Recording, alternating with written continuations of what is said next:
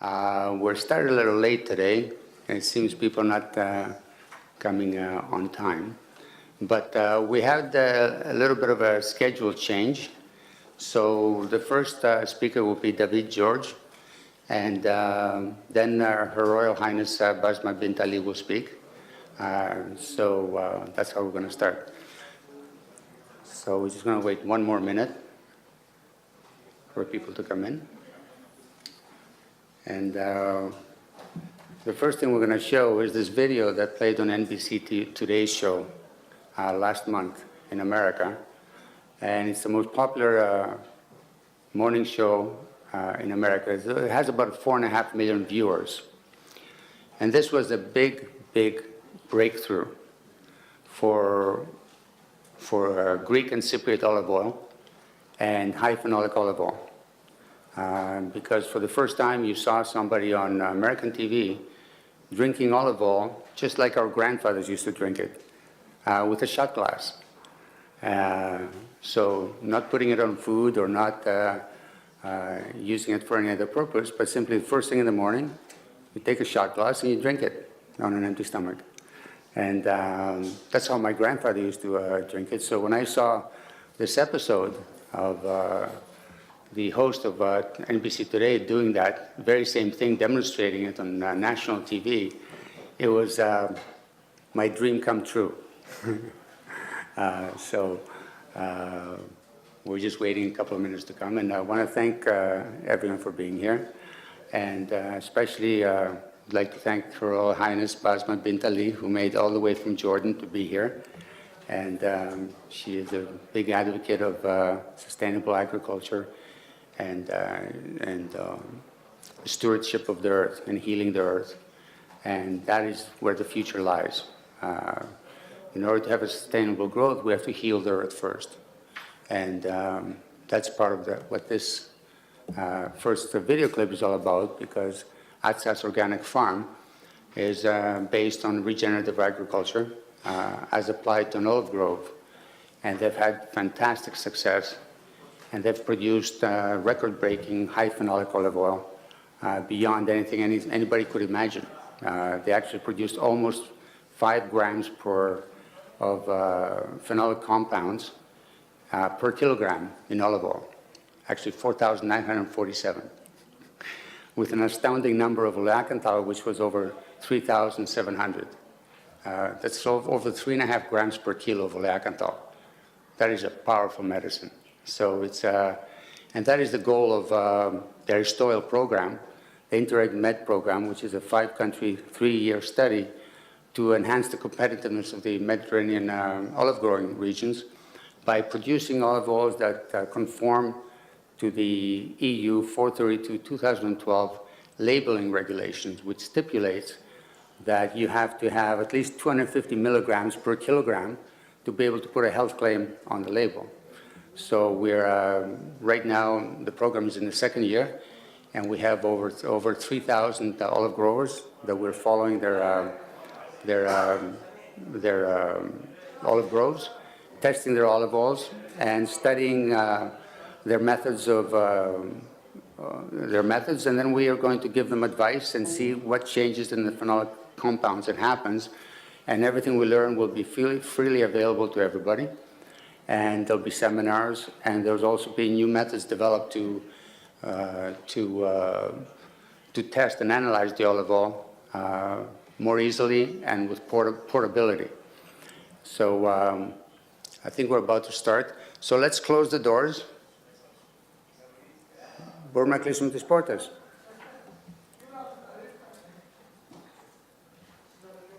Okay.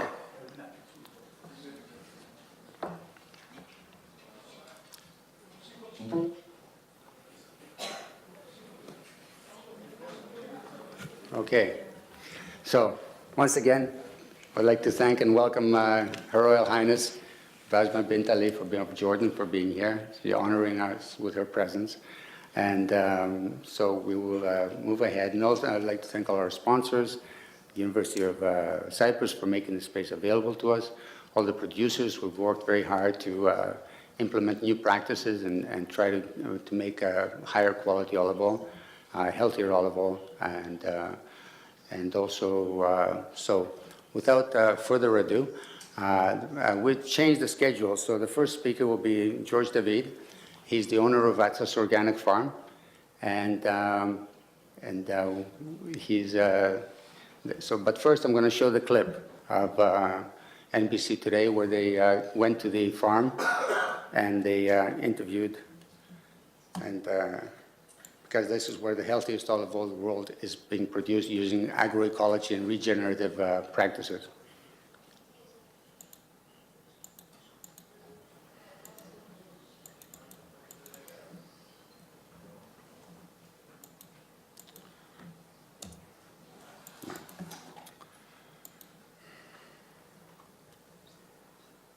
Beauty, the birthplace of the Greek goddess Aphrodite. It may also very well hold the fountain of youth, because in the middle of the island on an untouched stretch of land are more than 6,000 olive trees, some dating as far back as 900 BC, part of the family farm Atassis, that makes a very big claim to produce the world's healthiest olive oil. I believe that olive tree holds the secret of a long, long life. You know, we have olive trees that are 2,500 years old. So the longevity is already in the tree. The secret to this liquid gold, says Nicholas Neatin, the farm's owner, is a combination of the way he processes the olives and the land they grow on, which produce the highest levels ever documented of an organic chemical named oleocanthal that naturally reduces inflammation in the body. We need to sort of go back to basics and use these foods that are not new, that can help us take less medication and live longer. For many years, scientists and doctors have recognized the exceptional benefits to a diet rich in olive oil for its ability to lower bad cholesterol and blood pressure and boost the immune system. But for Cypriots, who live on average 10 years longer than the rest of the world, olive oil is a way of culinary life used as an integral part of daily diet. When you eat oil, you feel younger, you know. It made a very nice face. The secret for me is the olive oil and the wine. Chef Dimitris Nikolao uses olive oil in just about everything he cooks. Our food is based on fresh ingredients, good olive oil, and lots of love. So much love that people here consume 50 times more each year than Americans. The ancient Greeks, if you look at the way they were using olive oil, it was for pharmaceutical properties before it became a food. So we dug back into that ancient knowledge and we brought, modern science to create something, extraordinary. Dr. Drew Ramsey is a nutritional psychiatrist at Columbia University. Dr. Ramsey, good to see you. Two-parter here. The girls are eating the olive oil. First of all, what makes olive oil, A, a superfood, and B, from a doctor's standpoint, what are the health benefits? All right. Well, they call it liquid golden grease for a reason. It's just amazing for your health. So why is that? Omega-9 fat, monounsaturated fat. That is, you're saying you're scared of fat. Don't be scared of fat, America. Healthy fats, omega-9 fats, we all agree. Amazing for your health. Why is it? What's in there? What's in there are these phytonutrients, phenols, flavonols, anthocyanidins, and those tell your cells, hey, be healthy. It's a cell signal. We call them antioxidants, but amazing for your health. And so health benefits, really, there are three that I think of. I'm a psychiatrist. We care about brain health and mental health. Thinking about more olive oil, more Mediterranean-style diet. 52% decreased risk of depression. Is that right? Yeah. Wow. About a 40% decreased risk in dementia. That's why we want Americans to get more of olive oil into your life. That's What about my anxiety? It's going to help. I think it's going to help. How do you incorporate more of it? Just what do you do? Why do you have a shot glass full of Well, that's the easiest. People say that's for Did you you, just drink it? Carson. Yeah. No. Really? Yeah. No. Go ahead. Really? Yeah, sure. Here we go. I'm in. Last time I said no, I didn't hear the question. Oh wait, he just drank the whole thing. All right. So, How was that, Carson? spicy? I mean, just like drinking olive oil. Yeah, it's well, not bad. Feel that burn? I like a beer back, but what am I going to do? That's how it burns. And so that burn, those are those phytonutrients, and that's Wow. it's a high quality, My body's calming down. high quality olive oil. How do you right? feel, Are you Carson? supposed to do that? Like take a shot the like way, that? Well, in the Mediterranean, they drink it all the time. I go through about a liter bottle every couple Not of weeks. all olive oils are created equal, though. For people at home, when they're shopping today to get olive oil, which one do you buy? Extra virgin is what you want to do. You can also go with a virgin olive oil, but you want to avoid refined oils. Okay. You want to avoid a mixed or a light oil. You want to go with something that's a little higher That was quality. light. I thought that was going to be really harsh. That was Yeah, but delicious. you still taste a little burn. Can I right? have the rest of yours? You can have the rest of mine. So don't buy salad salad dressings is another thing. Make a little olive Make oil. your salad It's easy. dressing right here. So lemon juice and olive oil, and you can add in these little spices, and it's going to help you pull all the nutrients out of these vegetables. And so that's why, look at this roasted veggies. Hey, you remember how Clooney made $1 billion on the tequila? Yes. This is the next thing, olive oil. We got to get in on this. Okay. The four of us. We got to go. Dr. Ramsey, thanks. Today.com/food. More there. We're back in a moment. So there you go. That's my dream come true because when I started on this, Okay. here we go. When I started on this journey in 2012, and I started to write for oliveoiltimes.com, my goal was to promote Greek olive oil to the American market because I feel it can be much better than it is now. It can be we can have much greater sales. So when I saw this program, I saw an American drinking olive oil from a shot glass, and we received thousands of emails of people wanting to buy. But most importantly, we received a lot of emails from Greek Americans, which was very unusual because Greek Americans are not known for drinking Greek olive oil. So they were calling, wanting to buy this olive oil, the high phenolic olive oil. Because if Greek Americans in America drank as much olive oil as Greeks drink in Greece, we wouldn't have any olive oil to sell to Italians or Spaniards or anybody else. There's 6 million with Greek descent, Americans with Greek descent. So if they just had 1 liter a month each, you do the math. So I'd like to introduce the owner of Atsas Organic Farm, Mr. George David. Thank you, and congratulations. It's quite an achievement. Good morning, Kalimera σε όλους, and thank you for the nice words about our farm. Good farmers, I'm now quoting from an American writer who is also an environmental activist, cultural critic, and farmer. His name is Wendell Berry.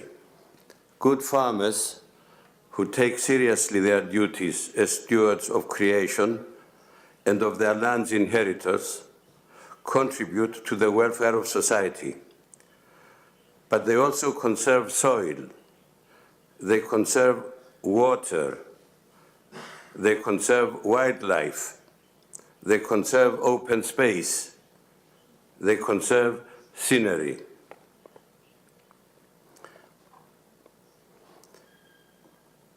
In a future for the island that takes advantage of the natural uniqueness of its topography, its climate, and its biodiversity, that acknowledges the difficulties of its limited water resources, but also the potential that it may harbor, that focuses on making the most of what we have, and also on the ways we can better our natural environment today and safeguard its future for the generations to come. And that is our island, Cyprus. Cyprus has experienced, since its independence, a turn away from the land. In a country where over 50% of the population, well above the European average, obtains at least one university degree, people have tended over several decades to prefer a profession in the city to a life on the farm. Perhaps because they remember it as a life of hardship. Their father's generation, toiling away in a small family plot, or because a desk job seems an easier and more prestigious career option, or even because they believe that small land ownership, which is the norm in this country, cannot yield a good living. New ways of farming and value-added crops and products are increasingly proving that husbandry, when practiced properly, can be worth all the hard work it entails, and may hold the promise that farming can be a factor for growth in this country. But in order for this to be sustainable, it must be founded on green, eco-friendly principles.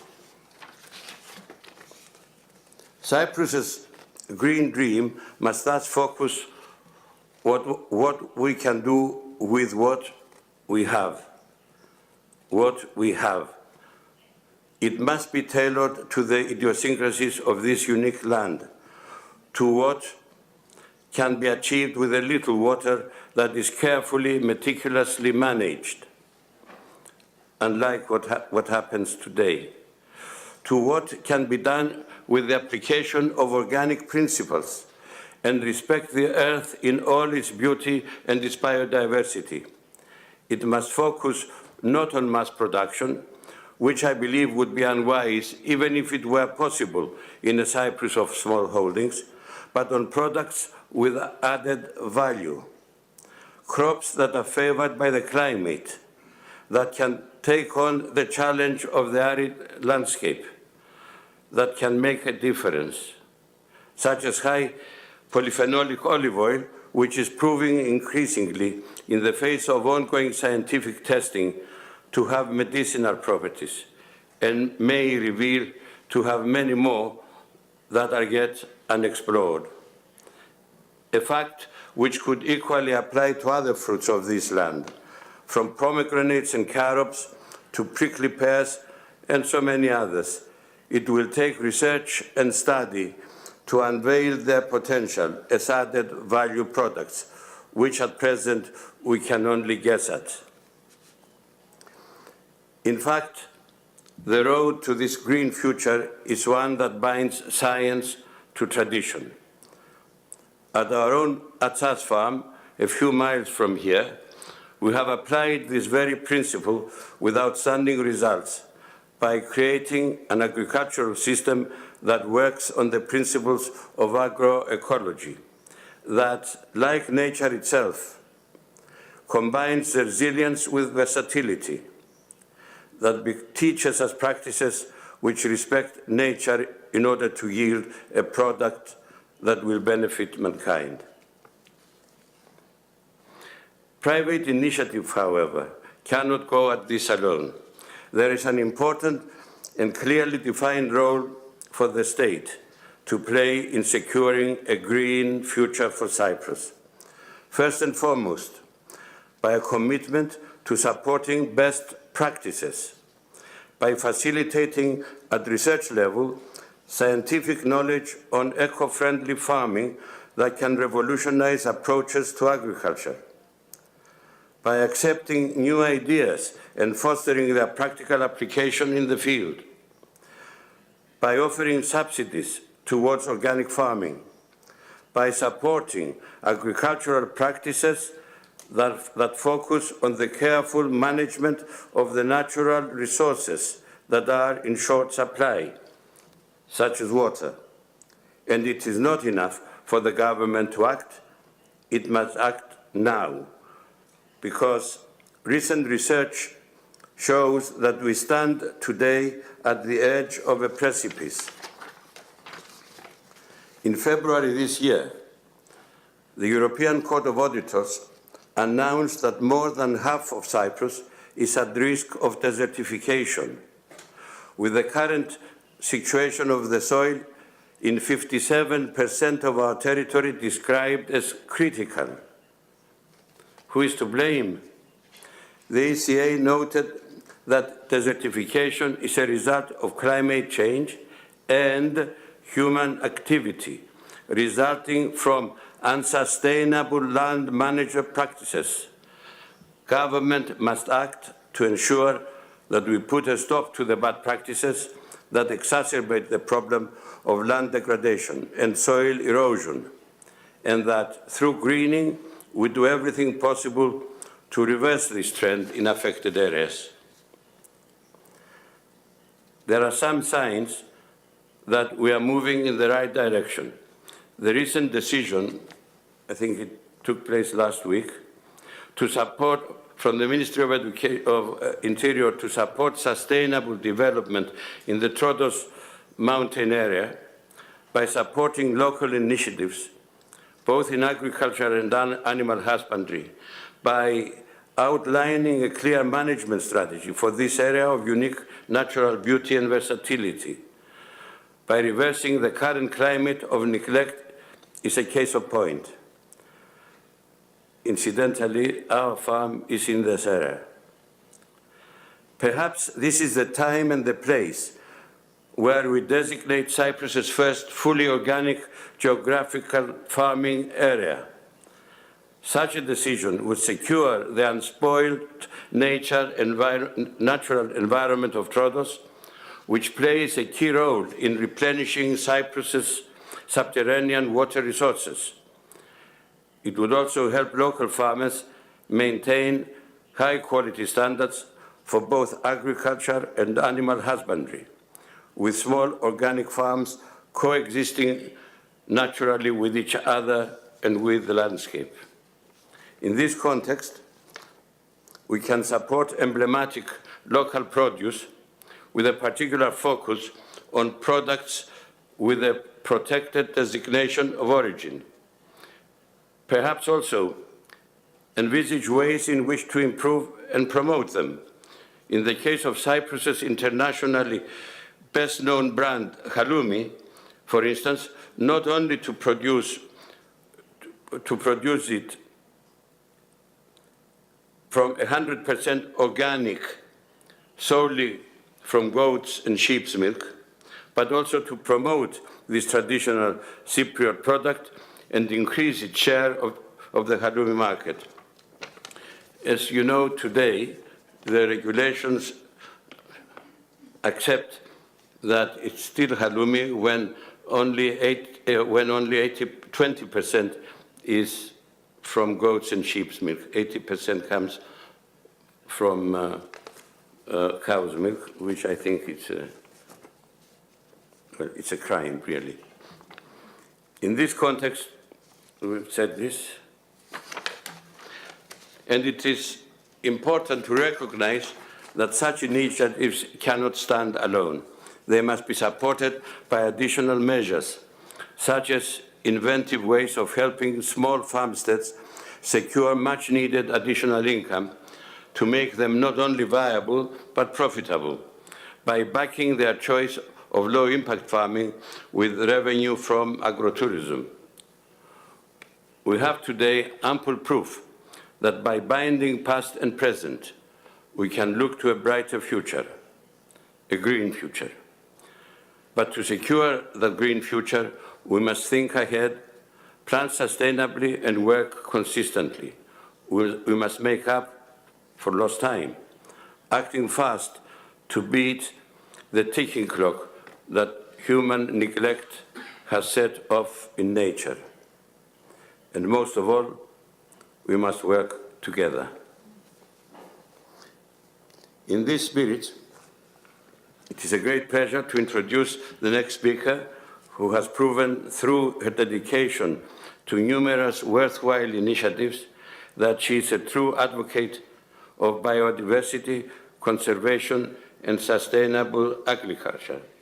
Her Royal Highness, Princess Basma bint Ali of Jordan, has not only worked to conserve Jordan's native flora by establishing a center for scientific environmental education and a demonstration site for sustainable development, Jordan's Royal Botanic Gardens.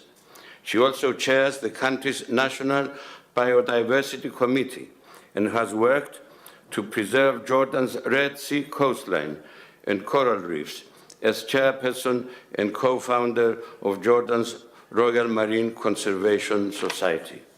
For her enduring commitment to these principles, she has received numerous awards, including in 2011, the Henry Shaw Medal of the Missouri Botanical Garden for her pioneering work in awareness raising that has instilled in the Jordanian public a sense of the imperative need to protect nature and conserve native plants.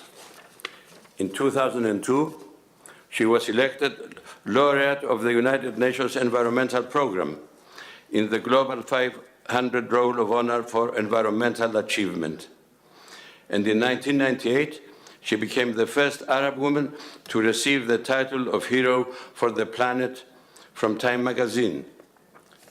It is a particular privilege to have her with us today, to address this audience on a subject that is pertinent to this discussion, the environmental stewardship of the earth.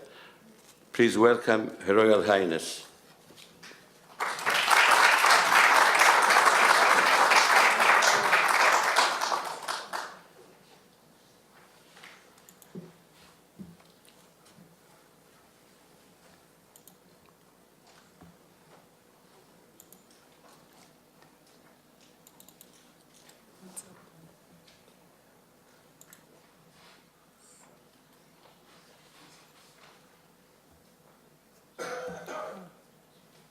Thank you so much.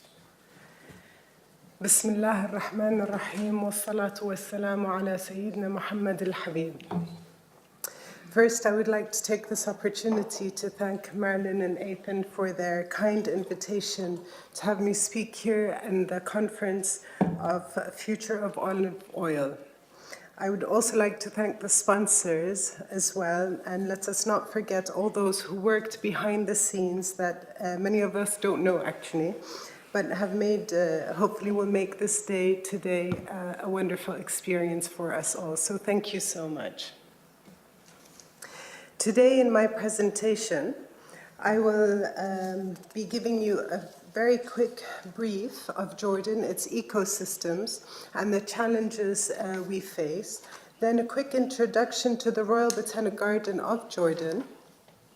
And then I'll explain why should a botanic garden work in ecological restoration with local communities, and where I will then introduce the community-based rangeland rehabilitation program, as well as SITR, the local women's cooperative that we helped establish. And finally, I will touch upon what the Royal Botanic Garden is doing in terms of habitat restoration and ecotourism. Now, Jordan encompasses an area of approximately 90,000 square kilometers, and it is estimated to have a population of just under 10 million. Now, having said that, it's worth noting here that in the 1970s, our population was only 1.5 million. So you can imagine how much that's grown. And of the 10 million here, 2.5 are of other nationalities due to the unstable political conditions, as you well know, in our neighboring countries. So you can only imagine the impact this has had on our ecosystem services. And we most commonly define our biodiversity by four main biogeographic zones, which is the Mediterranean, Irano-Turanian, and also the Sudanian, and the Sahara Arabian. But as you can see from the map here, about 80% of Jordan is Sahara Arabian. Basically, it's a desert with less than 1% of forested area. Now, typically in the Mediterranean biogeographic zone, you would find the Aleppo pine forest like here, and where at their most southern limit in the world. So you won't get it more southern than Jordan. And it is considered as one of the world's biodiversity hotspots. They are generally found in areas of about 700 to 1,850 meters above sea level, and an annual rainfall of between 300 to 600 millimeters, and mostly in the north of Jordan. But as for the Phoenician juniper forest, it's found in the southern part and in sandy rocks. But unfortunately, and I have to say this, it is one of the most endangered habitats that we have due to climate change and the forest's very low regeneration rates, despite providing 3 ecosystem services. Second, the first is the provisioning service, and the second is the habitat service, by providing a valuable gene pool and lying in one of the world's most important migratory flyways between Europe and Africa. And furthermore, it also provides a cultural service to the local communities and through its ecotourism value. In terms of the Irano-Terranean, the biogeographic zone has the steppe ecosystem, and it's like a narrow strip that hugs the Mediterranean zone areas on the lower elevation, starting from 500 to 700 millimeters above sea level. And its main characteristic feature is it's treeless. It has no trees, but it has shrubs and bushes such as Anabasis syriaca and Artemisia herba alba. And the average rainfall here is about 150-300 millimeters per year. The Sudanian, now going back to our ecosystems in the Sudanian biogeographic zone, it's starting at the northern part of the Dead Sea and ends in Aqaba, which is our southernmost port. These ecosystems are fast becoming more and more popular in their cultural service as very popular tourism destinations, and actually quite a few Hollywood blockbusters were filmed there. So that's a whole new thing that's coming up. And the Sahara Arabian is the ecozone that the Hamada ecosystem is dominant, roughly constituting 50% of the area, and more commonly referred to as the Baja region in the eastern desert, which is, as I said earlier, 80% of Jordan. Now, the Hamada vegetation is characterized by its high tolerance to salinity and very hot weather, with an annual rainfall of only 50 millimeters of rainfall. So with all these different biogeographic zones, actually, and the small size of Jordan, we really do have quite a rich biodiversity in our flora, with a representation of 1% of the whole world's flora, and it has 2,531 vascular plants, belonging to 112 families and around 810 genera, of which a minimum of 400 medicinal plants, and it also has been identified, as I said earlier, as a biodiversity hotspot. Furthermore, as Jordan sits on the southern edge of the Fertile Crescent, it has been identified as the fourth most important area for food security in light of the percentage of crop wild relatives. And if you notice here, I know it's a bit small, but Cyprus is also part of that fourth most important area for crop wild relatives. However, we're facing challenges. And the challenges are numerous. But the overarching one that is exasperating us in Jordan is the impact of refugees. It has placed a great pressure on our natural resources and even on our social fabric of our society.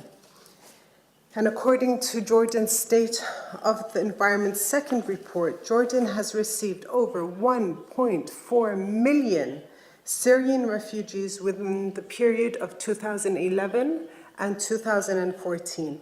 And this is only the official statistics. And we all know there is a much larger unofficial number of refugees who have also come in. So what does this translate into in terms of ecosystem services? First, it has caused an increase in overgrazing, agricultural density, logging, unsustainable collection of medicinal plants.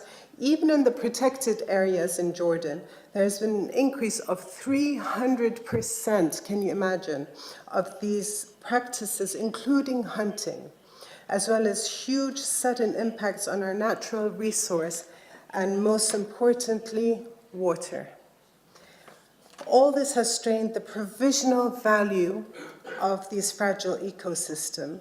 And the second most, us as the second most water-poor country in the world, you can only imagine the impact.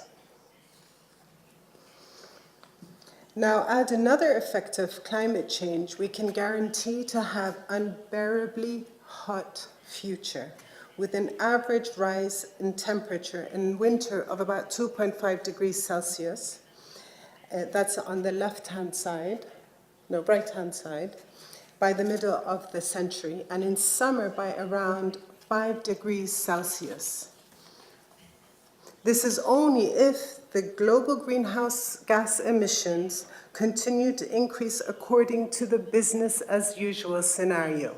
And this is where we want to try and change the model that we're adopting today. We have to change, because by the end of this century, it's expected to increase as high as 3.5 degrees in winter and 5.75 degrees in summer. Ladies and gentlemen, we do not need to wait 20 years to feel the change of climate change. This year, in Jordan at least, and I know you've mentioned it here, we have felt the effects of climate change. It is real and it is happening, but it's up to us to make the change. Now, going back to the water issue, I would like to share with you this slide as it shows us that within 20 years, and that's within our lifetime, our region will be the most stressed in terms of water, meaning we will be withdrawing over 80% more water than there will be the supply to replenish it. So if we continue business as usual, we don't have a bright future. So we have to think about that for a minute. You may think, impossible. Which decision maker would actually accept this? Well, unfortunately, it's been happening, as you can see here, and at a very alarming rate, as exhibited. But why should I speak about other countries when my very own country, and I shouldn't say this in front of the officials, but it's true, did the very same thing? I have to mention here quickly how, if you see here, Azraq is our prized oasis in the Badia region of Jordan. It is seen here in the 1950s at the end of summer, which would be its lowest water level before the winter rains set in. You can still see the abundance of water in the background, and it served as an important migratory bird stopover on the African-Eurasian flyway, and was the only permanent source of fresh water within an area well over 12,000 square kilometers. This photograph was taken more recently in 2006, showing how we mismanaged it such that it has dried up. And we had to launch a rescue project for the oasis just for conservation purposes. And it's currently only at 10% of its original state. We need to learn from each other's mistakes. So the question that arises are ecosystem services valued in Jordan? My answer to you is not nearly enough. Some studies have been conducted with the assistance of the GIZ and the IUCN.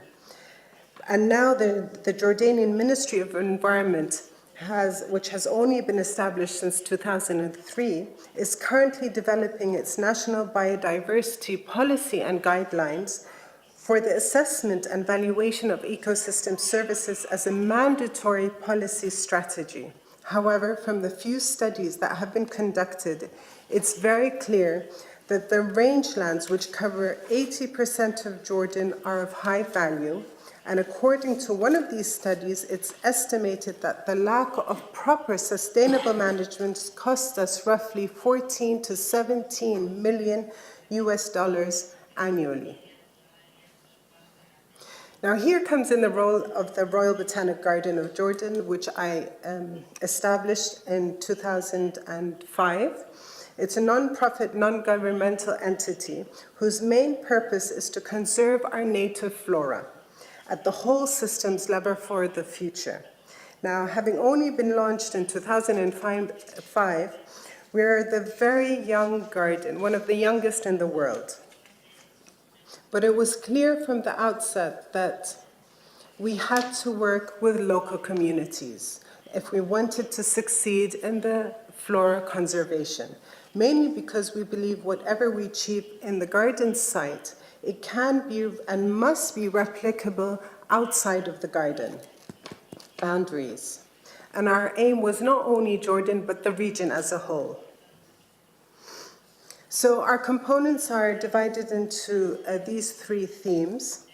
And the science conservation, it underpins everything we do, because without facts and figures, we will never know how to move forward.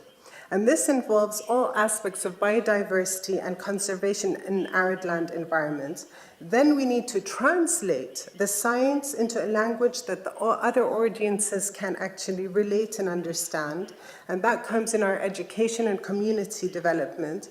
And we're raising awareness and disseminating the results of our research on Jordan's biodiversity to the public and to the scientific community, policymakers and other stakeholders, while encouraging nature-related projects to the local communities. And here the garden site will play an important role in this translation process, but I'll discuss that later on. Now, finally, the sustainable living theme is, in addition to the botanical components, the Royal Botanic Garden will demonstrate sites for sustainable land use, water harvesting, and practicings, because it's really different when you try and say something to someone, they won't believe you, but if they see it and they feel it and they live it, they will adopt it. And this is what we're looking for.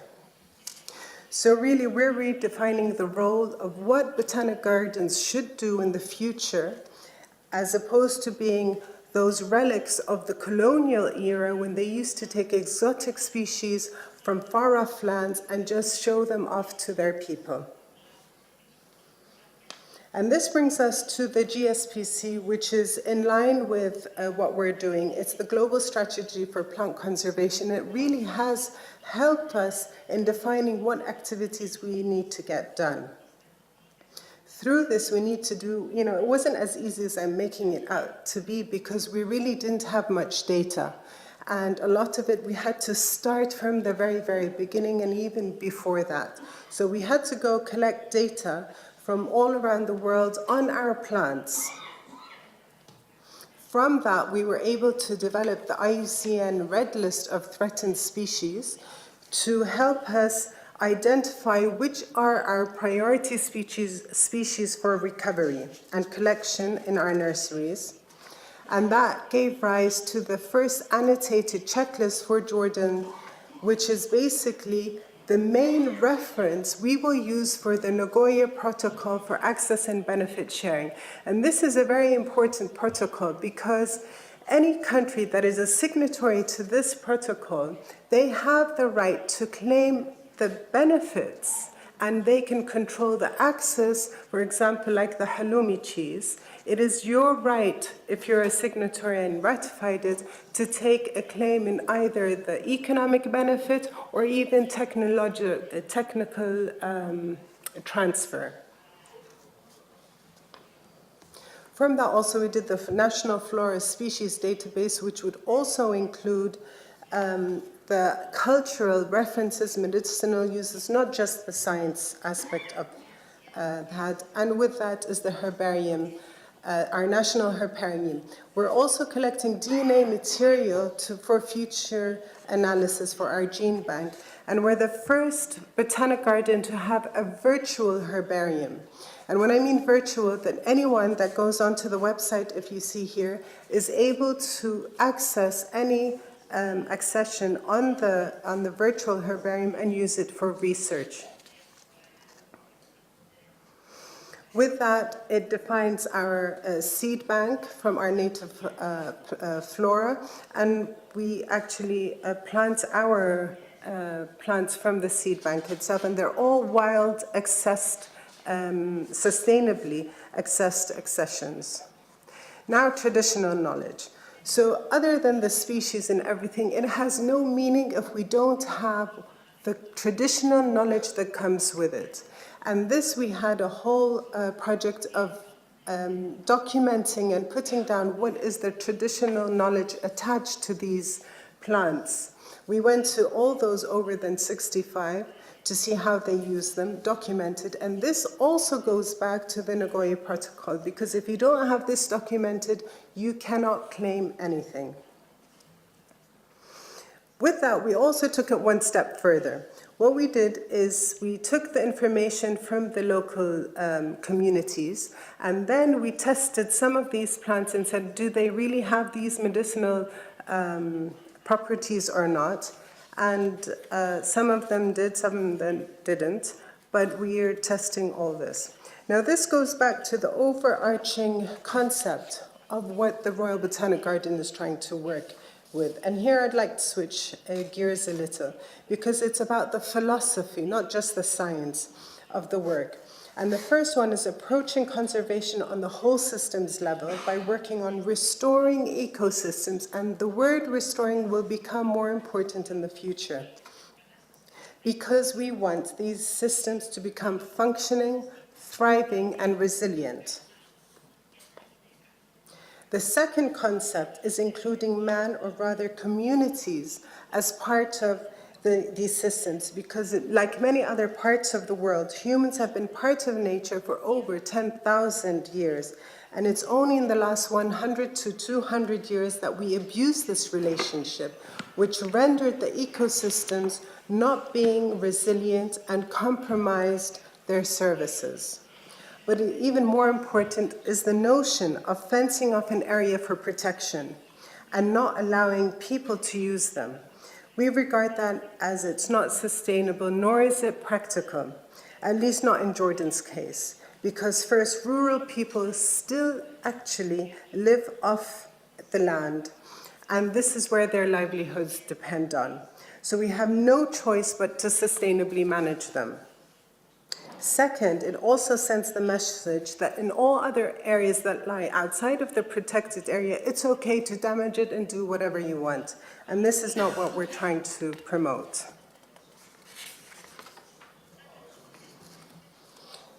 So what was our plan?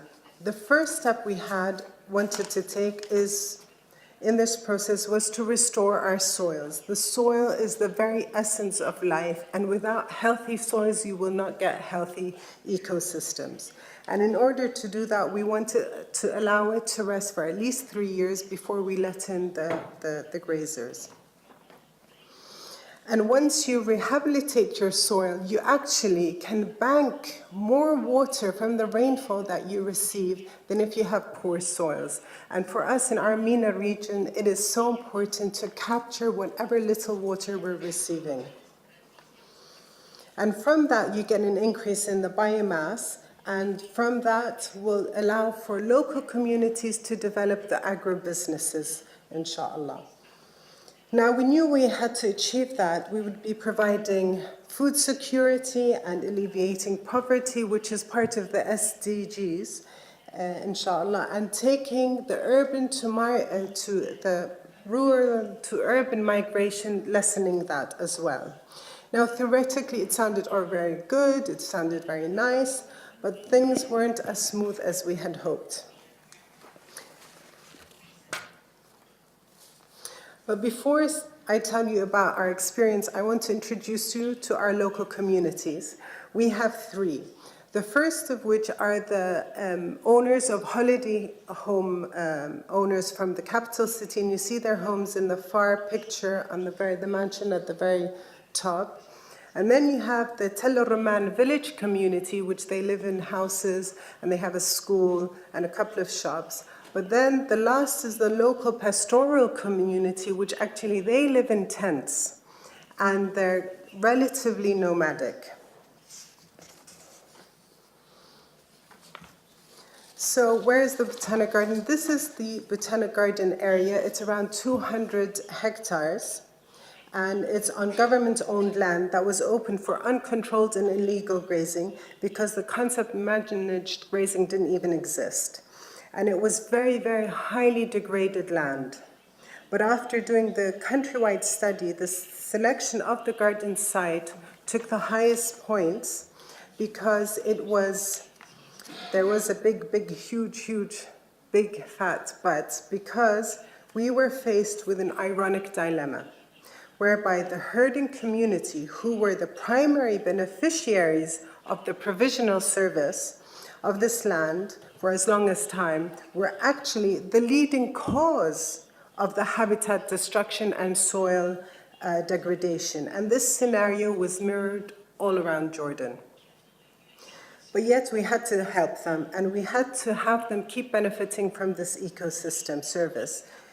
And we really didn't want to alienate them at all, but rather integrate them into the formula.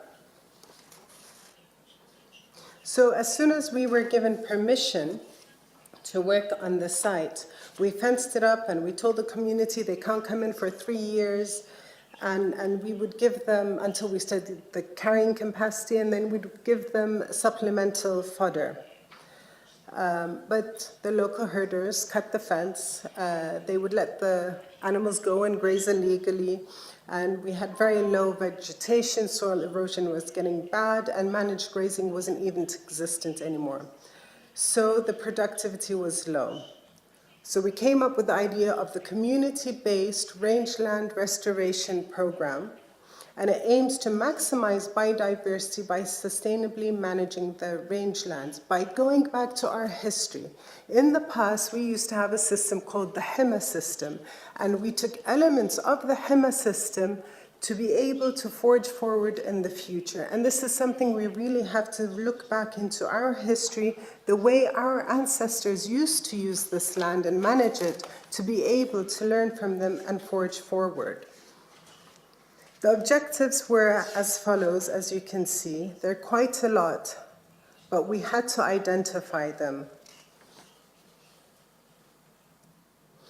And from here, when we developed the CBRR program, the most important activity we had to do was to listen to the community and to listen and to listen and to listen some more.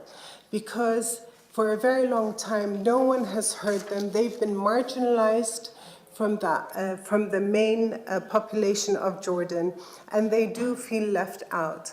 And we had to build that trust between us and them. And we started out with 5 families who volunteered to work with us.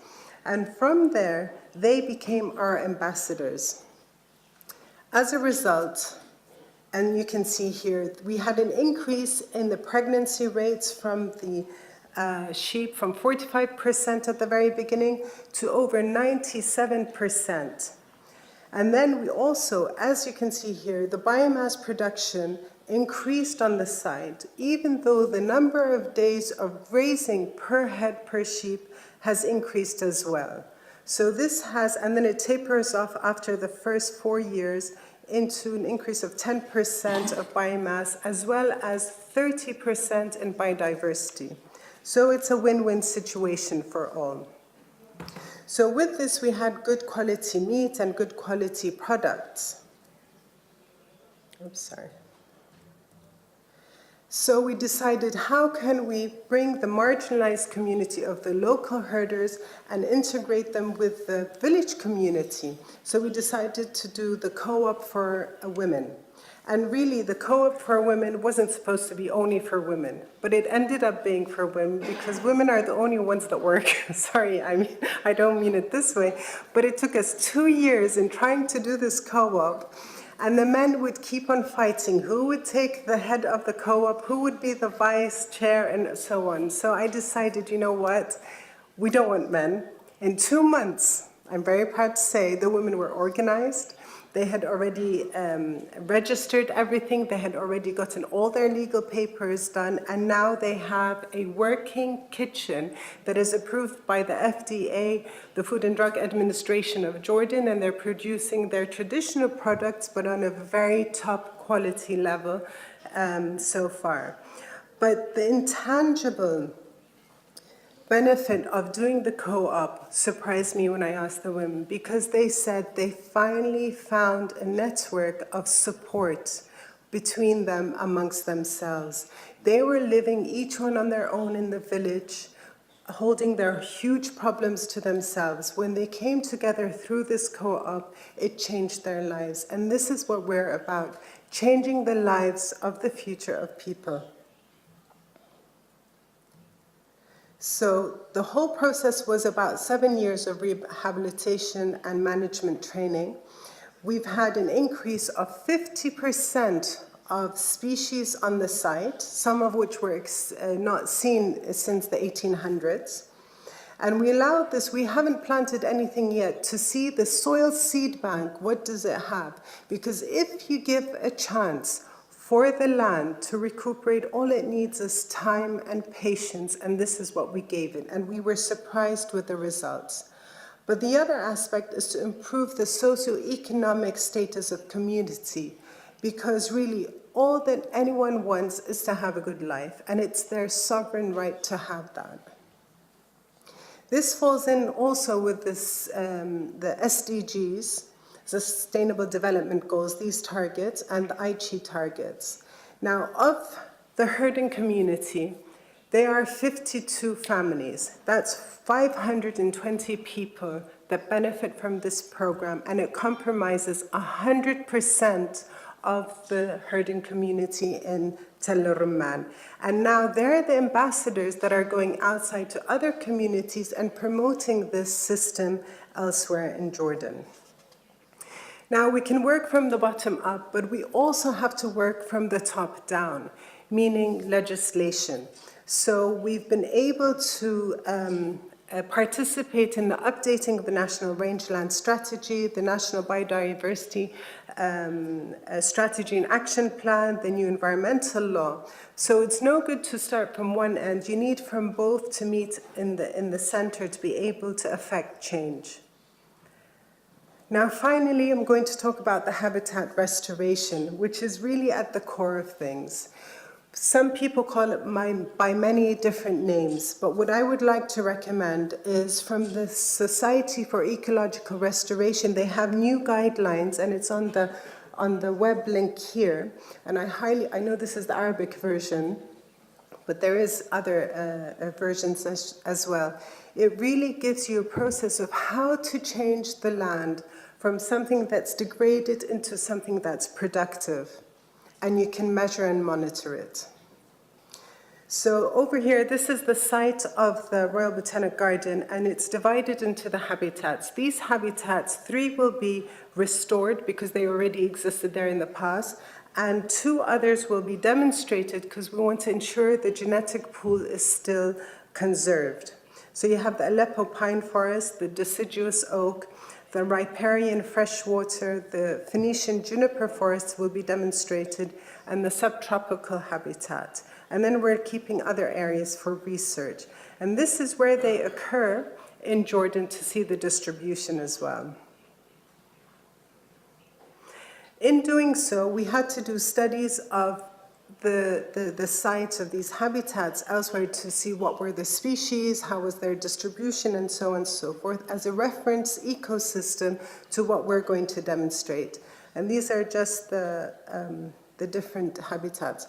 Now here we also have a different layer, and this goes back to translating the science into something people can understand, because very often scientists get together in conferences and they speak the same language and they agree and they complain about the same problems, but nothing is coming out to the general population. We need to change the minds. So through the ecotourism component of the garden, we've decided to layer it in different gardens. The first, Numbers in Nature. Numbers in Nature really shows the majesty of God, of how things are all connected.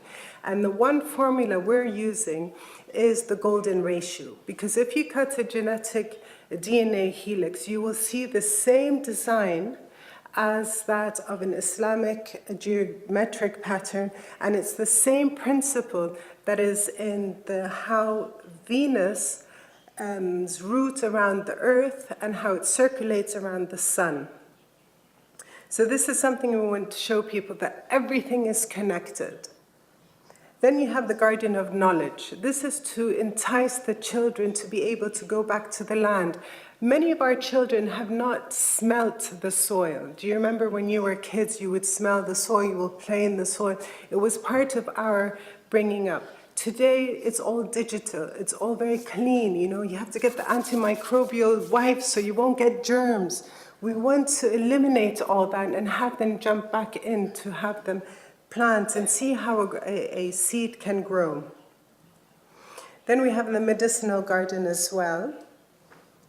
And the Islamic garden, because this is something very close to my heart, and it also shows that the Islamic tradition in gardening is very, very rich. There's 4 different major types, which is the Andalusian, the Ottoman, the Mughals, as well as the Persian design. But this is not a static thing.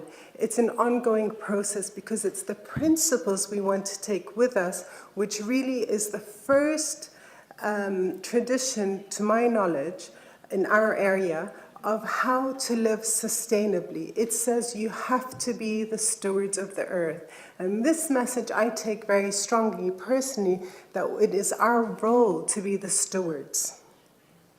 Then you have the universe garden, which is, as I mentioned, how the planets go around each other. And the agricultural garden, what does that mean? We want to show the visitor that in the past, we had many different types of agriculture, and they were very, very successful. And to bring them through the whole history of that to the future today, and what science is doing, and I know many people are with and they're against, and it's very controversial, but GMOs. Personally, I'm against it, but we have to educate our children and the rest. Then we have the Western, Southern, and Eastern garden.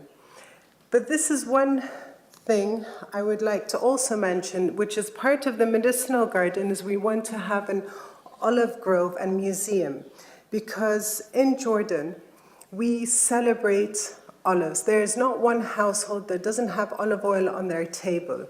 I mean, I remember when I had my children, the first thing I ever did, my mother, of course, has to be my mother, she had to wash my babies with olive oil soap. It couldn't be anything else.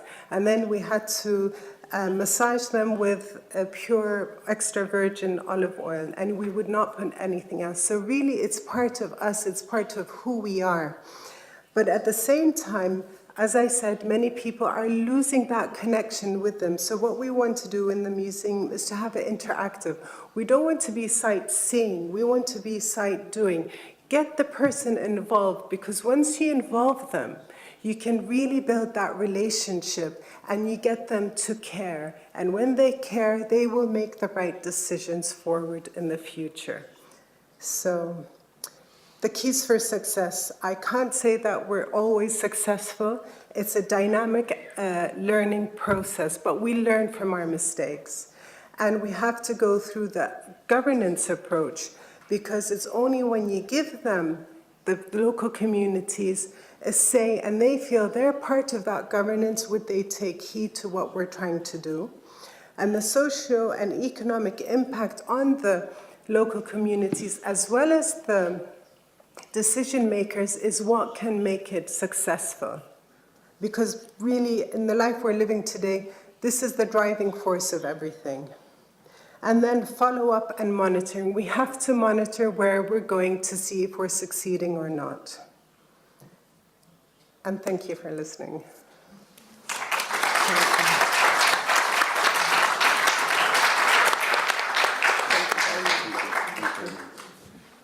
Hello, everybody. I'm very happy to be here again in the beautiful island of Cyprus.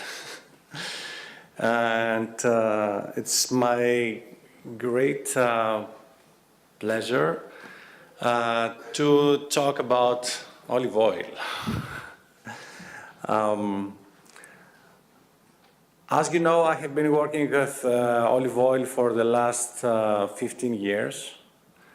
And I feel that I and my wife, Eleni, we have dedicated our lives to the research on olive oil. So I'm very happy to be here today with this nice conference that combines not olive oil only, but also, as you heard earlier, the very important field of agroecology and how we should protect the environment in order to continue to have the wonderful products that nature can give us. And I feel that the highest, the most precious treasure that nature can offer us, I personally feel that it is olive oil. Well,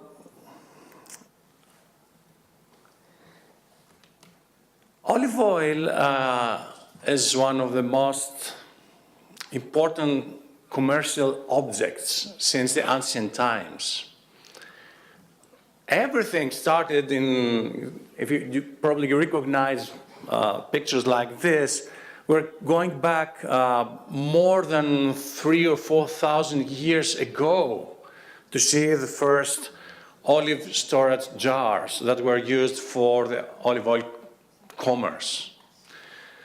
So this very long story and this long journey took us about, I would say more than 3,000 years to move from the jars to the well-known containers, the metallic containers that everybody is still using, but were very commonly used in the 19th and 20th century. And it took us just a few years to move from these old-fashioned metallic containers to very luxury glass bottles, even containing gold flakes, and even less years to move from these luxury products to the pharmaceutical products. So we have a very, very long journey that the last years has been accelerated in a tremendous way. In Greece, the last 5 years, there is a long and vivid discussion among scientists with very different opinions expressed through the media about the character of olive oil. Is olive oil a food? Is it a drug? Or is it something else? Some scientists insist that olive oil should be considered only as a food, a basic ingredient of the Mediterranean diet that should stay away from any medical application. And here you can see the media. Of course, it's written in Greek, but I can say that some journals, some scientists speaking to journals, the media, they say olive oil is a drug for cancer, for cardiovascular disease, for Alzheimer's disease. Some others, they say, can olive oil act as a medicinal drug? Or olive oil is something like drug? Or no, olive oil is not a drug? Or olive oil, is it a drug? So you can see all different opinions expressed in the media. But what is the opinion of the market? This is a very recent search on Google. If you look about olive oil capsules, this search, I did it a few months ago, and I get all these results. I had done the same search on Google 5 years ago, and there was nothing. So that means that the market has already decided that olive oil has entered in the market of the medical applications. So where is the truth? Officially, olive oil is not yet recognized as a normal medicine, or even as a traditional herbal medicine with therapeutic use.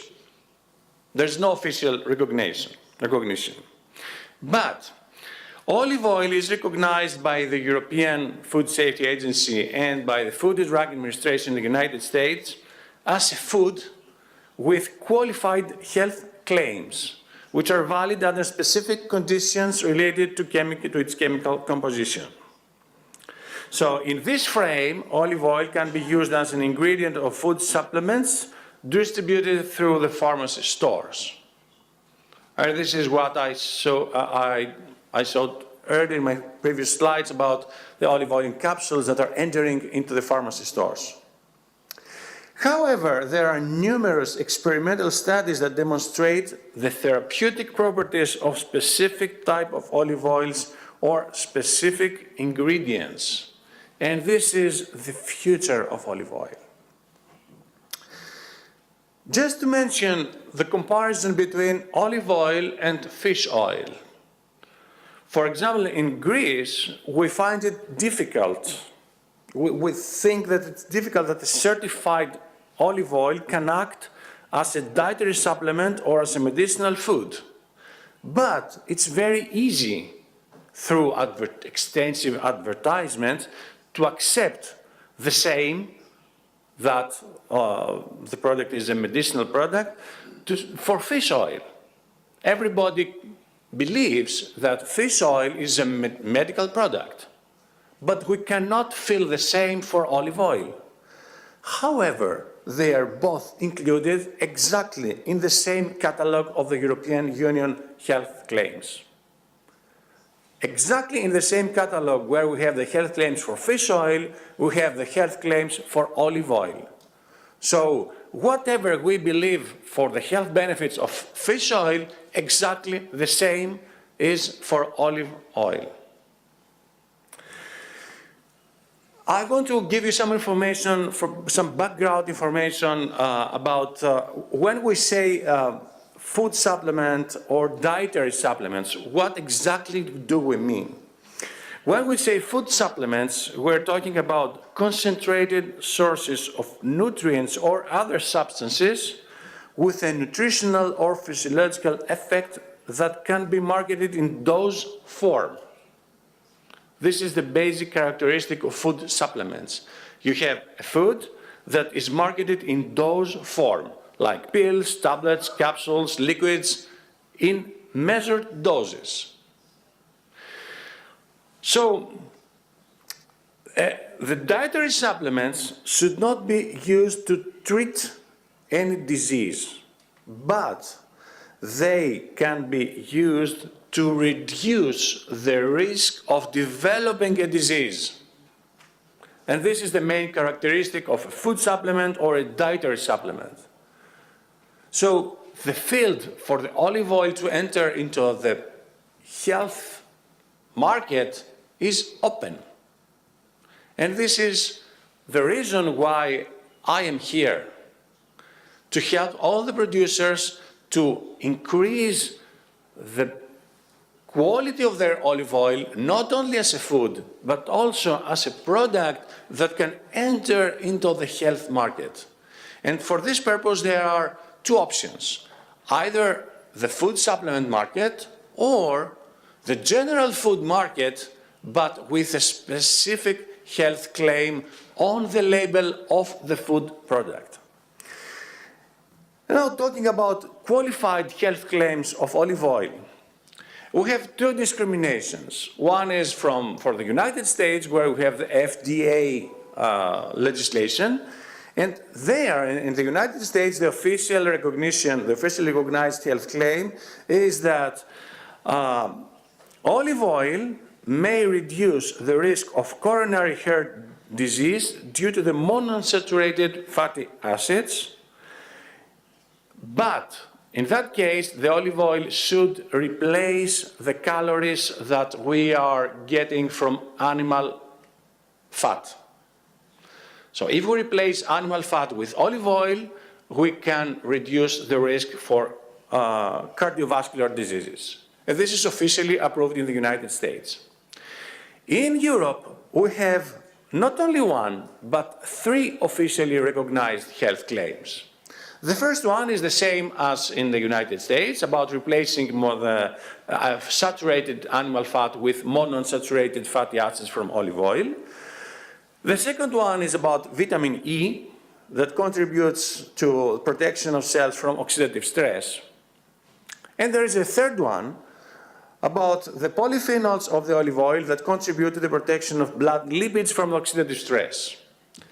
So the first two health claims about the monounsaturated fatty acids and vitamin E are not specific for olive oil. You can find even other foods that contain these two ingredients. But the third one is the only one that is absolutely specific only for olive oil. And it is valid if an olive oil contains more than 5 milligrams of specific phenols in 20 grams of olive oil. So in that case, an olive oil can be characterized as a healthy product, meaning that it's a product that can protect our health. And you all understand what does it mean to increase the economic value of olive oil.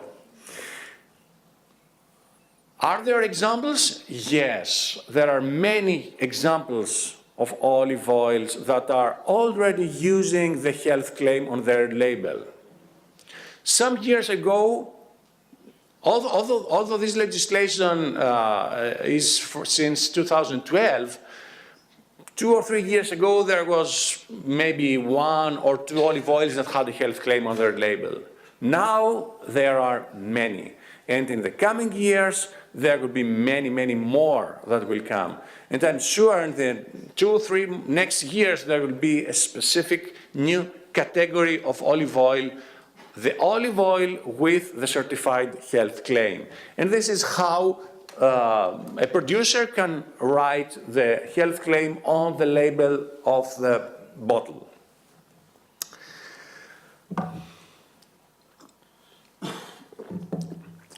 So, as you can all understand, olive oil is not a simple food or a simple source of lipids. The unique characteristic of olive oil is that it contains not only the monounsaturated fatty acids, but it contains unique chemical compounds with delicate structures that enter into the human body through the everyday diet, and they can have a very strong effect on our health. Olive oil is the only edible source of these specific chemicals that I will talk later. And for this reason, olive oil is the intermediate between food and drug, providing an excellent example of the Hippocratic medicine. This slide I have shown many times. It was the first thing that I read about olive oil. But this first thing was written 2,000 years ago by Dioscorides. It was so clearly mentioned in the ancient text that olive oil is a drug. It was so clearly mentioned. It is included in hundreds of ancient recipes. And it was fascinating that Dioscorides was talking about specific activities on the human body, and specifically from the olive oil coming from the unripe olives. It means that the ancient doctors had conceived the idea that all olive oils are not the same. There are specific olive oils that contain something different that can be beneficial for health. You can see the original Greek text saying «Έλεον προς την εν υγεία χρήση άριστον το ομοτριβές, ο και ομφάκινο καλούσι». It means that the best olive oil for health is that one coming from the unripe olives. And when we started investigating olive oil, we asked ourselves why Dioscorides says this thing. Is there something different in the olive oil from the unripe olives? And when we started this investigation, we realized why he was saying this. And the answer was this compound. This compound is oleocanthal. Oleocanthal is responsible for the pageancy of fresh, unripe olive oil. Is the compound that activates a specific receptor in our throat. And from this feeling, we can understand that olive oil contains this specific compound. In 2005, it was found that this compound has anti-inflammatory activity similar to ibuprofen, which is a commercial general use drug for inflammation. What was surprising for us was this thing. It's technical, but I'm not going to talk about technical details. But we found that oleocanthal does not exist in the olive fruit. It is generated during the malaxation. Oleocanthal is born in the olive meal. So if you take care of this procedure, you can have a high oleocanthal olive oil. If you don't take care, you may lose everything. And additionally, what we found was that oleocanthal is absent or significantly reduced in olive oils from ripe olives. If you go to the orchard and collect the olives in January or February, the olive oil that you will get, it will not contain any oleocanthal. But if you go early, let's say September, October, or early November, then you will get high oleocanthal content in your olive oil. What we know about this compound, we know that it is an inhibitor of the enzymes responsible for inflammation. We know that it can protect from Alzheimer's disease. In vivo, we know that very well, and I will talk later about this. We know that it's protective against arthritis. It's due to its anti-inflammatory activities. And we know that it can act against tumor promotion. I will talk in more details about all this later. So chronic exposure to low doses of anti-inflammatory agents like oleocanthal through everyday diet offers protection against cardiovascular diseases and all the problems related to aging. So it's a powerful weapon to protect our health. But it's not oleocanthal. There's another very similar compound in the olive oil from unripe olives, which is named oleacin. Oleacin has a similar structure, and it's also an inhibitor of enzymes related to inflammation. And it also has some other very interesting beneficial activities. And also we have two other compounds, oleurobiene aglycone and lixitroside aglycone, and they all have shown to have similar beneficial activities. But olive oil also contains some ingredients that were not known until recently. We have discovered new compounds that we have named them as oleocoronal and oleomissional. We still don't know what are their biological activities. We have just started the investigation of their activity. So all these compounds are described in the European Union health claim. The EU health claim talks about hydroxytyrosol and its derivatives. All those ingredients that I showed earlier belong to this family. And all those ingredients offer protection against blood lipid oxidation. This is what the EU health claim says. But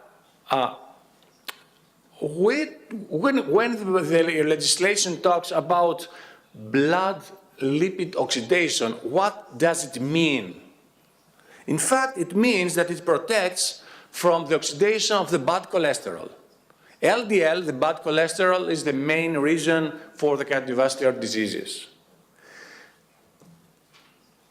This is one of the most important slides, because we all know that the high LDL cholesterol is related with coronary artery disease.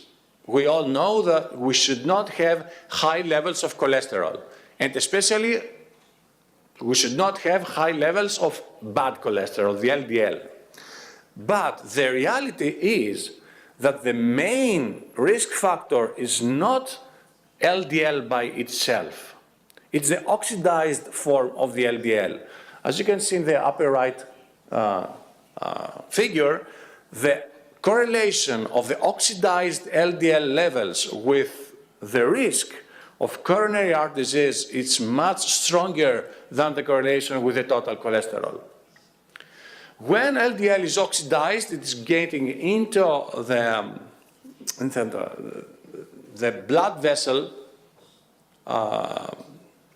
and then the bad cholesterol creates all the problems that we call as the atherosclerotic plaque.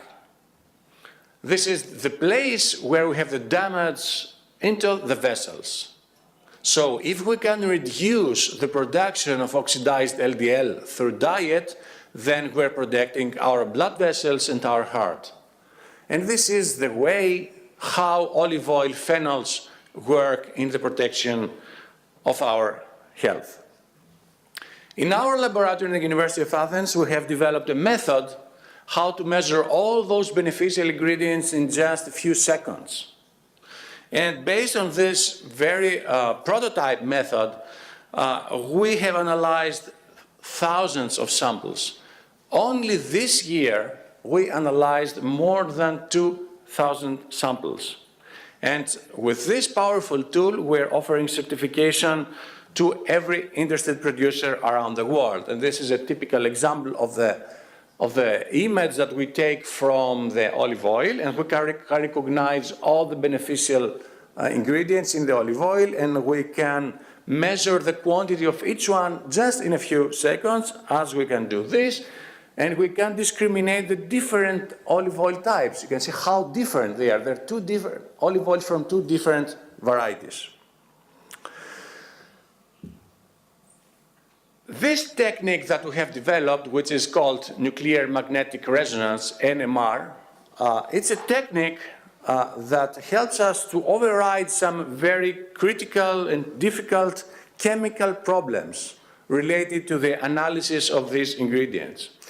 There is an older method that it's called HPLC, which is the method that the International Olive Council is using since 2009. Unfortunately, this method is not specific for these health beneficial ingredients of olive oil. So when we're measuring the total phenols by HPLC, we are underestimating the healthy ingredients by a factor up to 50%. And it's a pity for olive oil to be analyzed by a method that underestimates the healthy ingredients. And we are trying for many years to expand the use of the method that describes exactly what is in the olive oil. And we're happy that we have thousands and thousands of producers from all around the world that are using this method to precisely characterize the exact ingredients that are found in the olive oil. Maybe if some of you, they know some technical details about this, I will say just one sentence, that the HPLC method gives the result of the total phenolic content as tyrosol equivalence. The NMR method gives the result as it is exactly, each compound one by one, not as equivalence. And only this factor is responsible for more than 50% of underestimation of the total phenolic ingredient. Talking a little bit more about the chemistry of olive oil, I would just mention one thing that we know very little. We are still discovering new compounds. What we did, we took an olive oil sample, we put it in the dark place for 2 years, and we were analyzing this sample every few months. What we discovered that there was one new compound that was born during the storage of olive oil, but nobody knew what is this compound and what are its biological activities.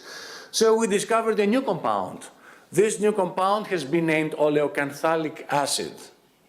And what we found that this compound has the same effect as oleocanthal in Alzheimer's disease. It was a big surprise for everybody.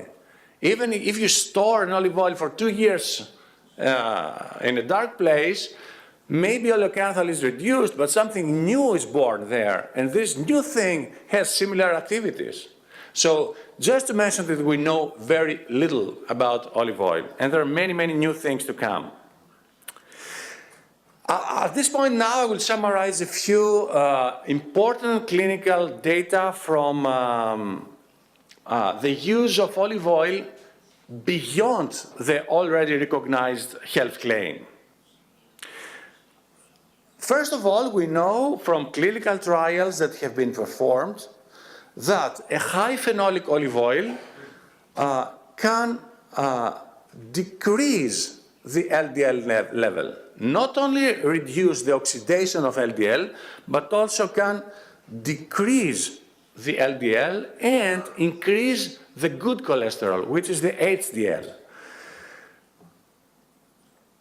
And this is a very important thing because we all care about cholesterol. What we discovered is something that it's an experiment that we performed recently in animals.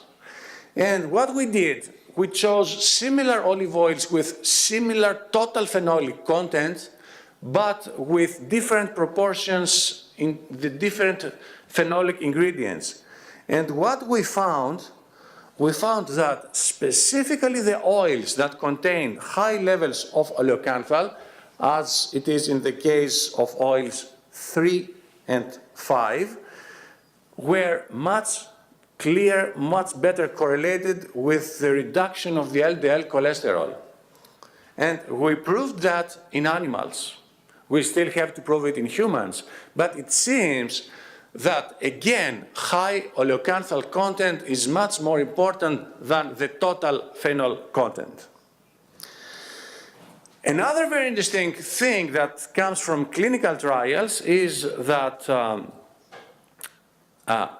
consumption of high phenolic olive oil leads to reduced inflammation.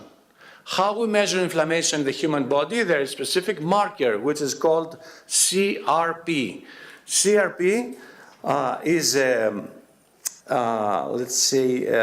it's an index that is used for the prognosis of the atherosclerotic disease and the potential of heart failure in the future. So if you have high CRP, it's dangerous for your health. What happened to the people that consumed high phenolic olive oil? The CRP value dropped. So it's a fact that comes from real clinical trials. What also we know? We know about blood pressure. We know that consumption of olive oil leads to reduction of blood pressure. And we know that from 3 clinical trials in Spain, Italy, and the United States. And also we know from 3 other clinical studies that the high phenolic olive oils can lead to even stronger reduction of hypertension. Again, a very important finding, because we don't have only 1 or 2, we have many, many clinical trials that are demonstrating the beneficial effect of olive oil phenolics on blood pressure. One question that appeared to us was, are really the phenolic ingredients related with the blood pressure effect? What we recently discovered is that there is another ingredient in the fresh olive oil which is not a phenol. It's another compound which is named elenolide. This compound had never been before described to be an ingredient of olive oil. It's our team at the University of Athens that discovered this new ingredient of olive oil. But what it is amazing that in the 60s, there was a big pharmaceutical company in the United States that had got a patent for this compound as a drug against hypertension, against high blood pressure, without knowing that this compound is found in the fresh olive oils coming from unripe olives. So it's not only the phenols, there are many, many other ingredients that we still need to find. That's why we're saying for many years that we need to do a lot of deep research on olive oil, because there are many, many things that we still have to find. One more thing. I talked about LDL cholesterol, I talked about inflammation, I talked about CRP, about blood pressure. One more clinical trial about the platelet reactivity in healthy adults. We know that the platelets are responsible for the coagulation of blood. And this is a physiological procedure, but when you have coagulation of blood in a vessel with an athermatic plaque, then in that case we can have an infarction or a stroke. So how can we prevent the procedure of the thrombosis? How can we prevent it? There is a specific mechanism of enzymes implicated in this procedure, and we wanted to find if the ingredients of olive oil can block this procedure. So what we did, we gave different olive oils to healthy adults and investigated the activation of platelets. We gave 3 different oils. They all had the same total phenol content, but one of them had high oleocanthal concentration, and another one had a lower concentration, and the third one had not at all. Although they had the total phenols were the same. What we found that the high oleocanthal oil had the stronger effect on the platelet aggregation. And it was amazing that in half of the volunteers that consumed the olive oil, the effect was exactly the same as if they were taking ibuprofen. And it's much more fascinating that the olive oil that was used, it was a Greek olive oil from Kalamata, it contained only 12 milligrams of oleocanthal, and it had the same effect as a pill of ibuprofen containing 400 milligrams. So it means that we have a very powerful compound in our hands. And this is the figure showing this. So we were the first that were able to demonstrate in humans the activity of oleocanthal in humans for the protection from platelet aggregation. But you want more? I'll give you some more. What about olive oil and Alzheimer? It was a few years ago that it was shown that oleocanthal can stop the progression of Alzheimer's disease. What was the experiment that was performed in animals that were overproducing the alpha amyloid? It's a protein that is responsible for the Alzheimer's disease. What it was found that was when oleocanthal was administered to the animals, then this bad protein was removed out of the brains of the animals. And it can be seen here. We have some nice pictures showing the reduction of the plaques formation on the brain of the animals. And this also here. But the most interesting finding came just 3 months ago, when olive oil rich in oleocanthal, through the diet of the animals, achieved to block completely the progression of Alzheimer's disease. We're not talking about pure compound administered intravenously. We're talking about olive oil containing high oleocanthal getting into the body of the animals through diet. They were eating food with olive oil with high oleocanthal content, and in just a few months, just in 4 months, it was the progress of the Alzheimer's disease was completely blocked. I think it's one of the most fascinating findings of this year. But it's not only oleocanthal.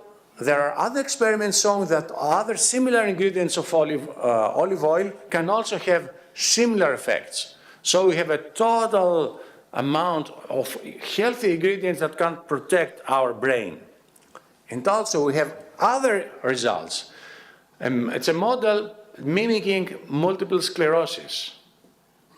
In that case, the olive oil phenolics could also stop the progress of the disease, because again, we have an inflammation.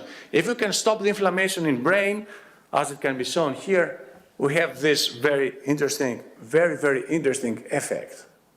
And all these studies have been performed either with olive oil rich in oleocanthal coming from Greece or from compounds, pure compounds isolated from Greek olive oil that has been administered to the animals.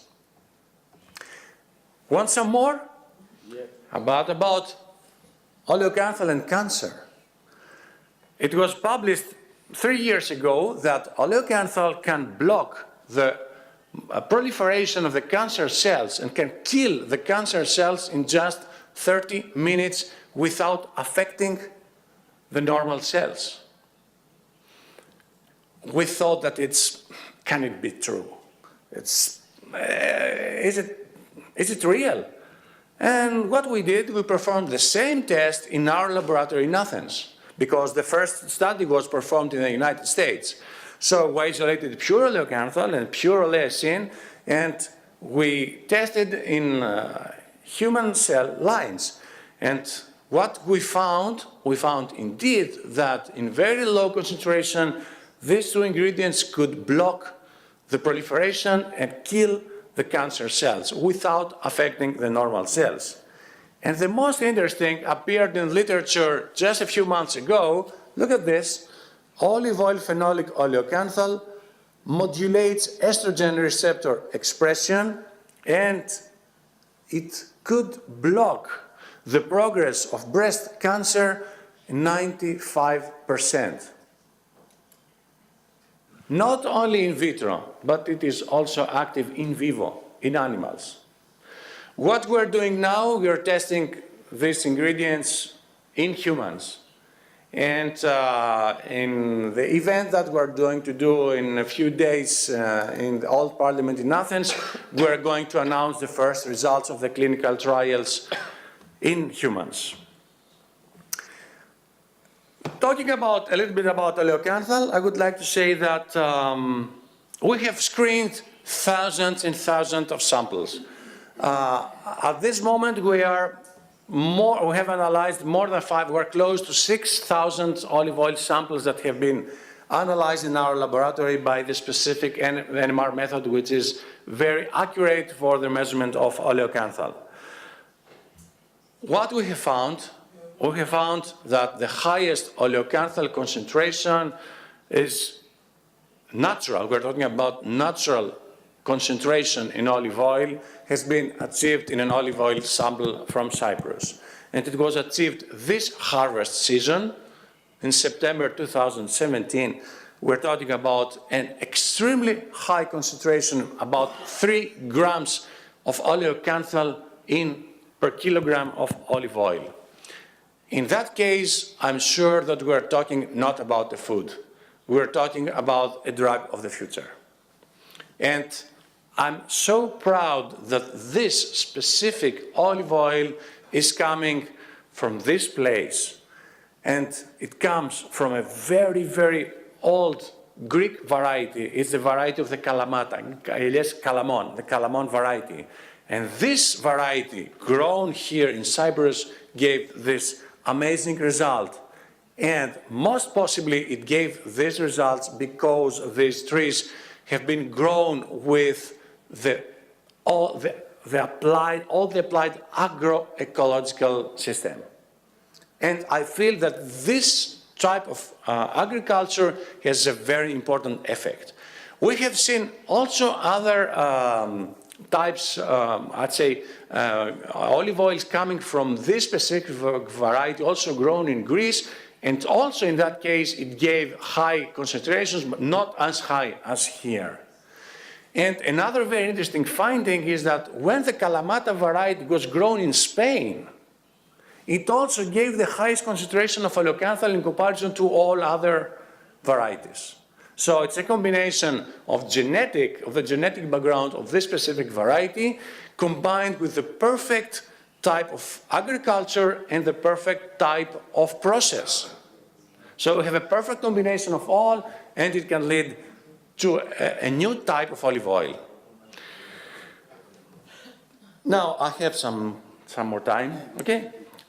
To say a few things about Aristoleo and the Aristometro. I presented also last year a few things about the Aristoleo test kit. It's a test kit that we have developed. I and my wife Eleni were the inventors of this test. It's a patent. It's protected by a patent belonging to the University of Athens and Aristoleo Ltd. And this test, with a very simple procedure, you just take a little bit of olive oil, you mix it with some specific reagents and wait some time, and then a color appears. And this color comes from light yellow to dark green, and you can understand by yourself, without being a chemist, if the oil contains high oleocanthal and oleacin. So you can separate this, let's say, batch of olive oil from the rest which do not contain, because every different batch from different varieties, from different olive oil preparation procedure, has different levels of oleocanthal and oleacin. So it's a simple tool that any producer can apply by himself to find the quality of the olive oil. And this, this color appears due to specific reaction happening with these two specific compounds. And when this specific reaction happens, then this green color appears, and we noticed that this green color can be measured accurately, not only by eye. The simple Aristoleo test is you have the tube with the color and you compare with a printed index. And then you can, by naked eye, you can understand if it's rich or not rich in oleocanthal. But what if we wanted to have an accurate measurement? So we found that this specific green color absorbs the light in a specific wavelength. So what we did next, we developed a specific instrument. It's a small photometer, which is called Aristometro, which offers the automatization of the colorimetric measurement. This instrument has been developed in the frame of the Interreg Med program Aristoleo. This instrument is very selective only for oleocanthal and oleacin, not for any other of the phenolic ingredients of olive oil. And it has a very good precision if it's performed carefully, then it can lead to an accuracy about 10% in comparison with the NMR method. So it's an advance because this simple instrument can be installed in every olive mill, and all the producers, exactly in the same simple way that they are measuring the acidity of olive oil in the olive mill, they can measure the content of their olive oil in oleocanthal and oleacin. And also I would like to say a few things about the Aristoleo project. The Aristoleo project, possibly many of you are already participating in the Aristoleo project that offers a free analysis of the phenolic content of olive oil. We have about 3,000 participating producers from 5 countries. It is the largest scale monitoring of olive oil quality that has ever been performed through a European funded project. I need to emphasize that the target of the Aristoleo project is to increase the economic value of olive oil for the benefit of all the producers, not for the benefit of a small number of pharmaceutical companies.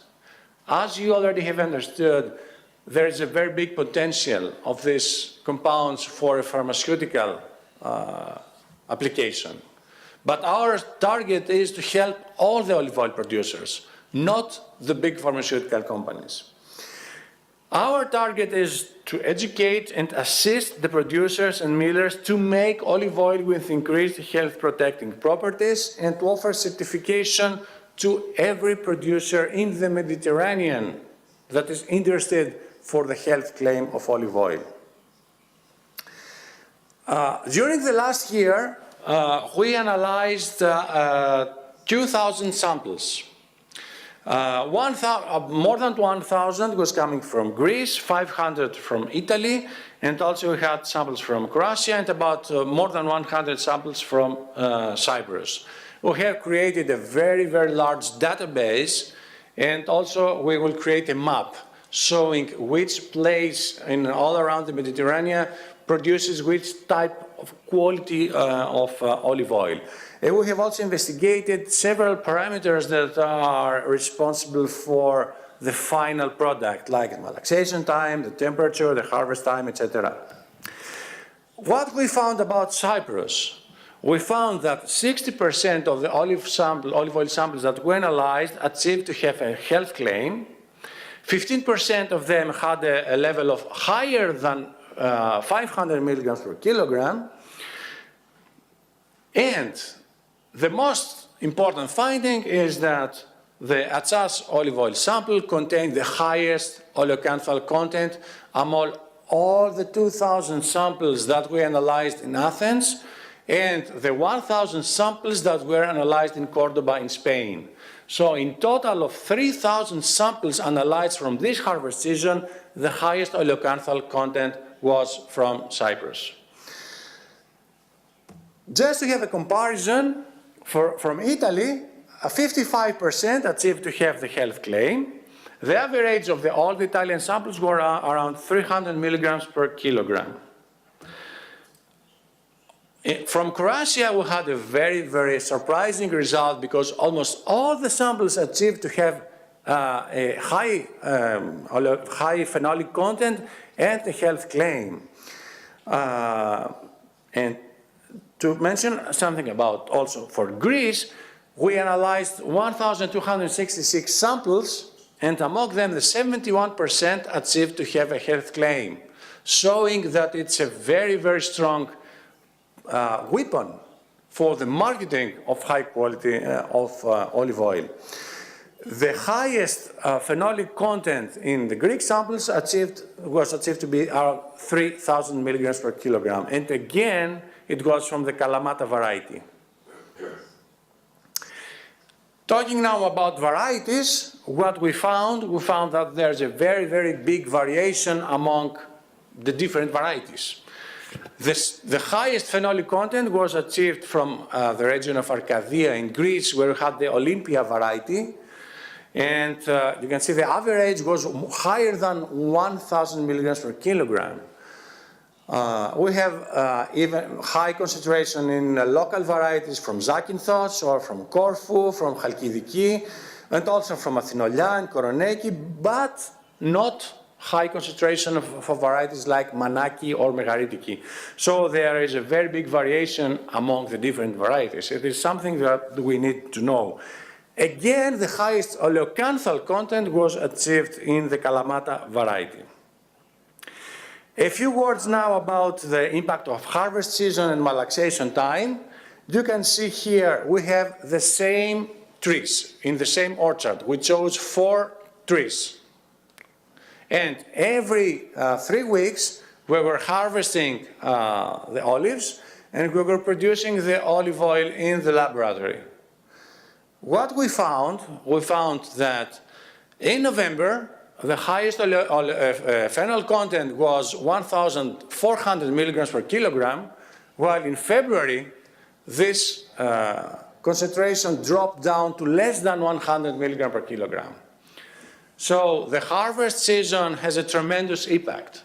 But it's not only that. We have a very strong effect of the malaxation time.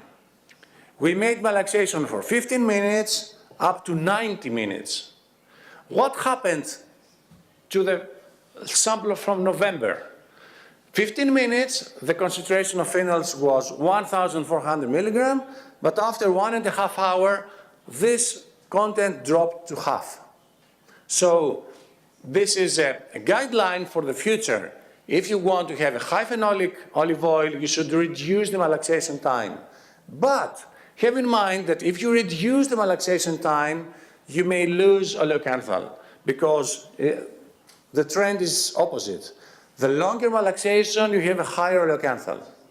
So everyone must find a gold rule. how to achieve high phenol content but also high oleocanthal.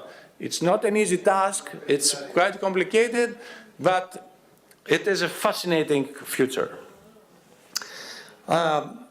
I would also like to say that in Athens we have created the non-profit organization named World Olive Center for Health. That it's a deliverable of the European project, the EU, the Interreg Aristoleo project. And this certification center will guarantee the quality and will assist the increase of the value of the produced olive oil. We're also planning to prepare a training material through the European project that will be available to all the producers that are participating in the project. So all the participants in the project, about 3,000 producers in 5 countries, will get guidelines for the next harvest season. And in the next harvest season, we are going to reanalyze the olive oil samples and to see if we have achieved to increase the concentration. Everyone that is participating in the project and everyone that has participated in the analysis of the olive oil sample this year and achieved to have a health claim will be awarded in the event that we're organizing in Athens the 17th of May, the Olympia Health and Nutrition Awards. About the Aristoleo competition, of course, Mr. Gadanidis will talk later about this, but I would like to say that the new trend is to have awards related to health claim. And it's reasonable. The consumers want to know what is the quality of the olive oil they're consuming. They're not concerned only about the taste. Yes, taste is something important. But now they are also concerned about the health benefits of olive oil. And not only this, there is a connection of price with the phenolic content. It's reasonable that the phenolic content should be related with the price because, for example, if you have an olive oil with 250 milligrams per kilogram, you should consume 20 grams to get the beneficial compounds. But if you have an olive oil that contains 2,500 milligrams per kilogram, then you need only to consume 2 grams of this olive oil. So it's reasonable that the second oil should have a higher price. And I already see this coming real in the market. For the next years, I'm sure that will be much, much more expanded. But it's not only the health, of course, it's the taste. And I believe that these two factors are allies. We need olive oils with good taste and also health benefits. At least we need to have olive oils without deficits. If we have an olive oil which has a reasonable good taste and a health claim, then I think that we have a good olive oil. And this good olive oil should have an award.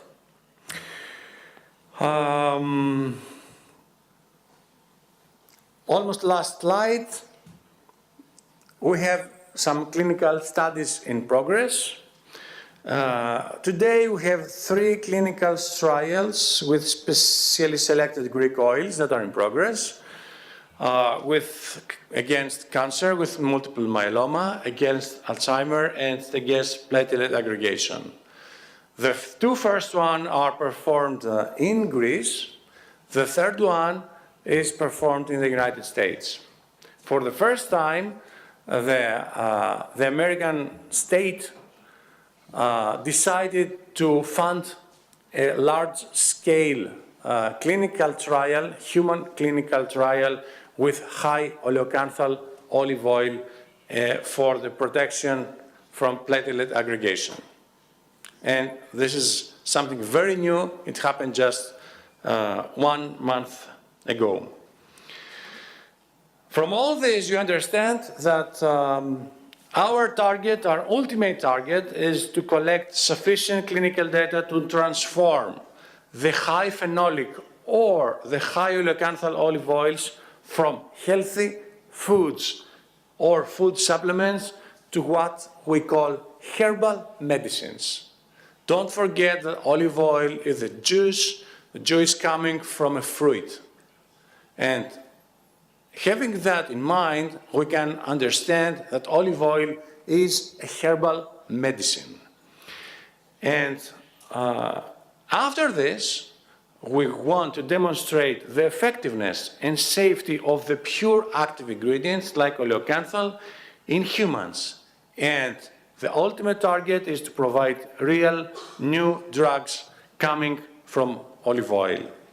And for this direction, I wanted to show some very, very nice examples of people, of producers that have adopted this idea, and they have produced wonderful olive oils that are now sold in very high prices. And I show them as examples of novelty. This olive oil, 4 years ago, it was sold for €2 per liter. Today, based on the health claim and on the clinical and experimental trials that have been performed with this specific high oleocanthal olive oil, the price is $67 per half liter. And this is the trend. Another example is the olive oil in pharmaceutical forms, either in capsules or in liquid forms. And we don't have to think very far away. The future is already here.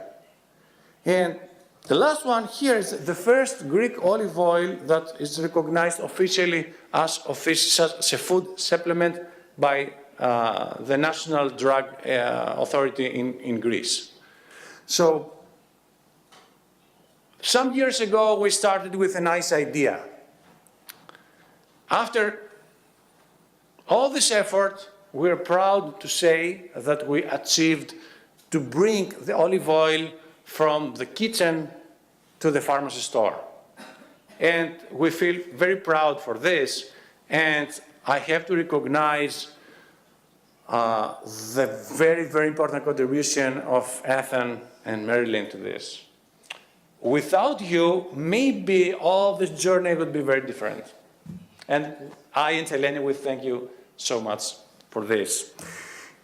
I wish to thank many people that have helped me and Eleni to all this effort. And I'm really very happy about this. Thank you very much.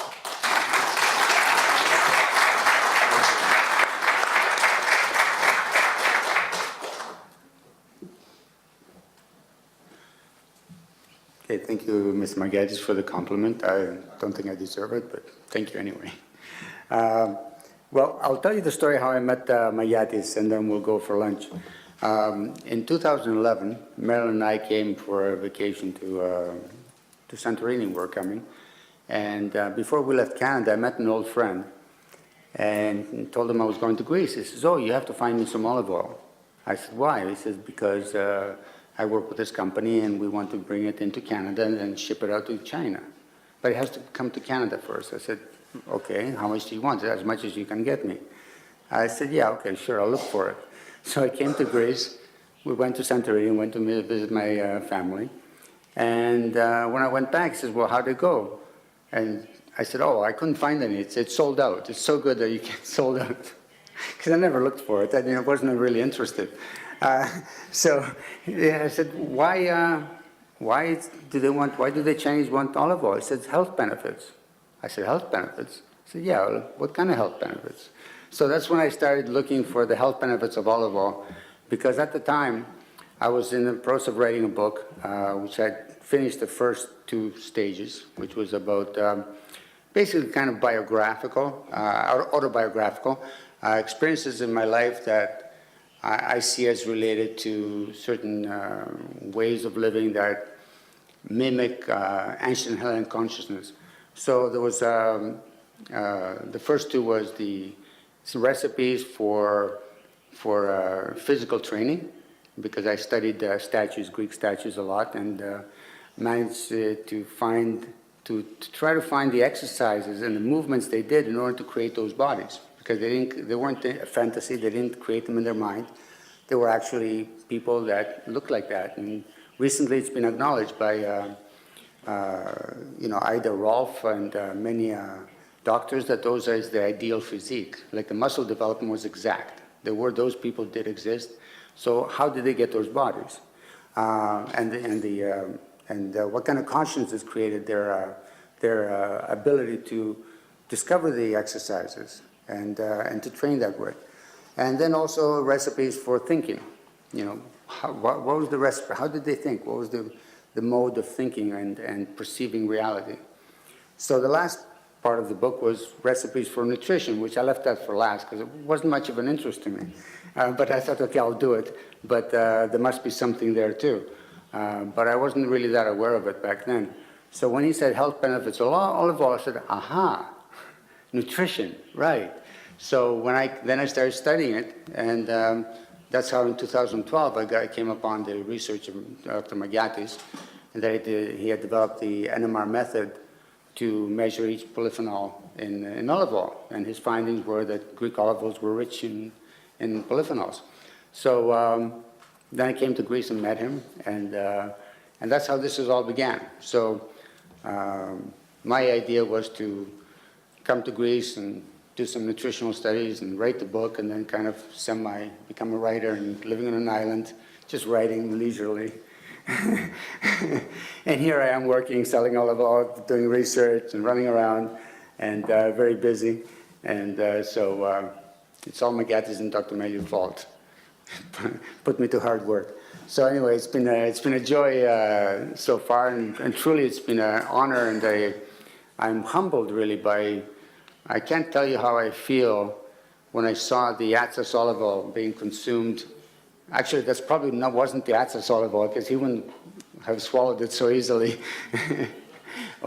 But to see olive oil being consumed, and the Greek olive oil, Atzas olive oil from Greece, from Cyprus, Calamon variety, be so promoted in being drank in a shot glass, because that's how my grandfather drank it, and that's what I remember. I remember that taste in the peppery taste in the throat, and the bitter taste to the tongue, and so I feel very happy to be here with all of you and be sharing our experiences. So I think we can. Now, there's one other thing. Now, the live TV with EchoNet TV, there's going to be an experiment being done for the next harvest season, because high phenolic olive oil is not only made advances in the harvesting and the olive mill procedures and methods, and develop new research activities with medical benefits and so forth. But there's another place that can be improved, because it's high phenolic olive oil, and the new testing methods offer transparency. That means the consumers know what's in it. Okay? So the next stage is how do we distribute it? Now, what I'm going to do with EchoNet TV for the next harvest season, I would like to do a live auction. So if we're in the olive mill, we can actually measure the olive oil, seeing it being produced live, and then we can do the testing on the spot with the Aristoleo test kit and the Aristometron, and then have people bid on it. Okay, this is what we have. These are the results. It's fresh. Here it is. We seal it, and then it can go to the lab, of course, to be, get the final testing and so forth.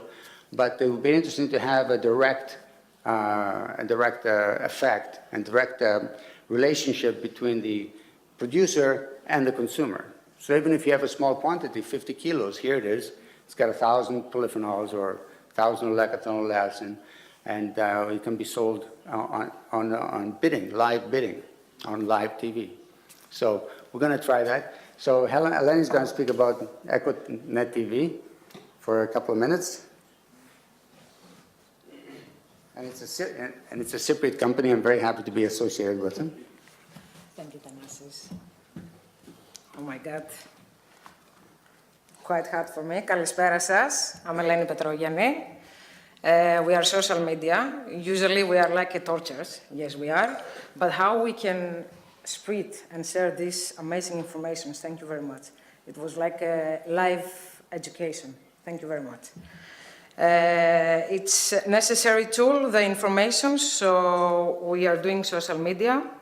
It's like yin and yang. It's the black and the white in one circle, balanced, and hug each other.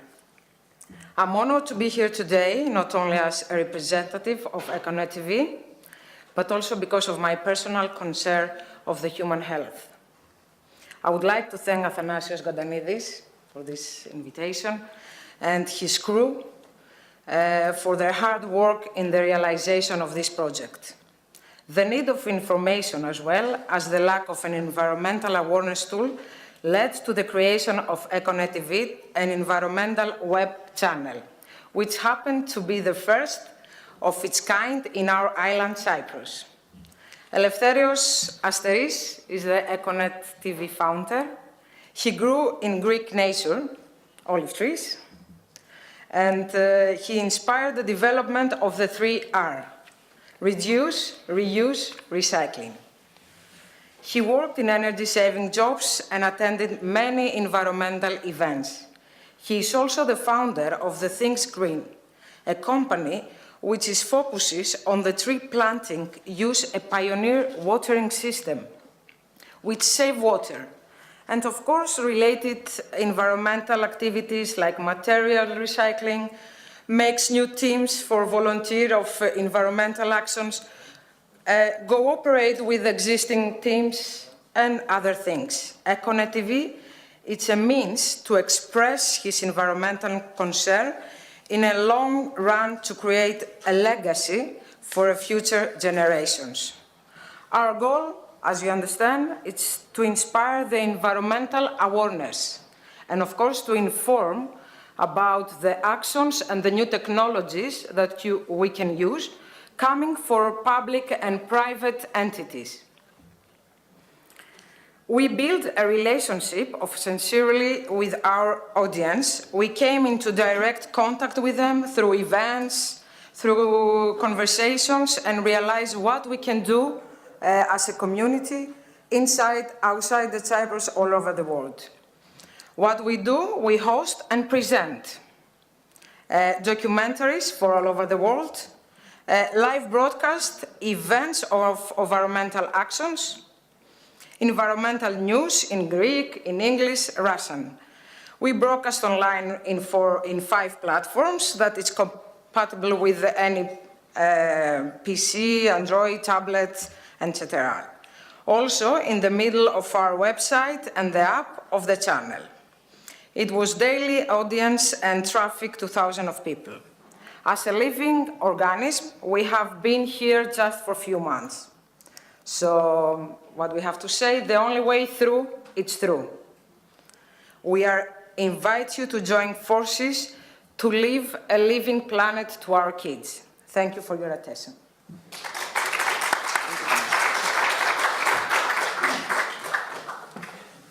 Okay, so if anybody has any questions, we have about 10 minutes before lunch. Yes.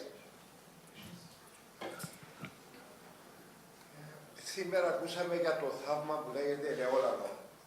Διότι για μένα ελληνικά. Ναι, λέγεται. Για το θαύμα που λέγεται ελαιόλαδο. Ναι. Και είναι και φαρμακευτικό και όλα αυτά. Τα ακούσαμε εμείς οι ολίγοι εδώ μόνο. Άρα και γίνεται και αυτή η ενημέρωση στα εκατομμύρια του κόσμου υπάρχουν το πόσο καλό στη διατροφή είναι το ελαιόλαδο και των ανθρώπων. Ή εμείς τα ακούμε μόνο εδώ. Σωστό αυτό που ακούσαμε εμείς σήμερα, να το έχουν ακούσει μέσω εφημερίδων ή περιοδικών, με διάφορες ανταποκρίσεις, ξέρω εγώ, ο κόσμος περισσότερο. Διότι εμείς απλώς είμαστε η παραγωγή και ξέρω εγώ τι. Αυτά θα πρέπει να τα μαθαίνει ο κόσμος περισσότερο. Ο καταναλωτής. Για μας ήταν πολύ ωφέλιμο.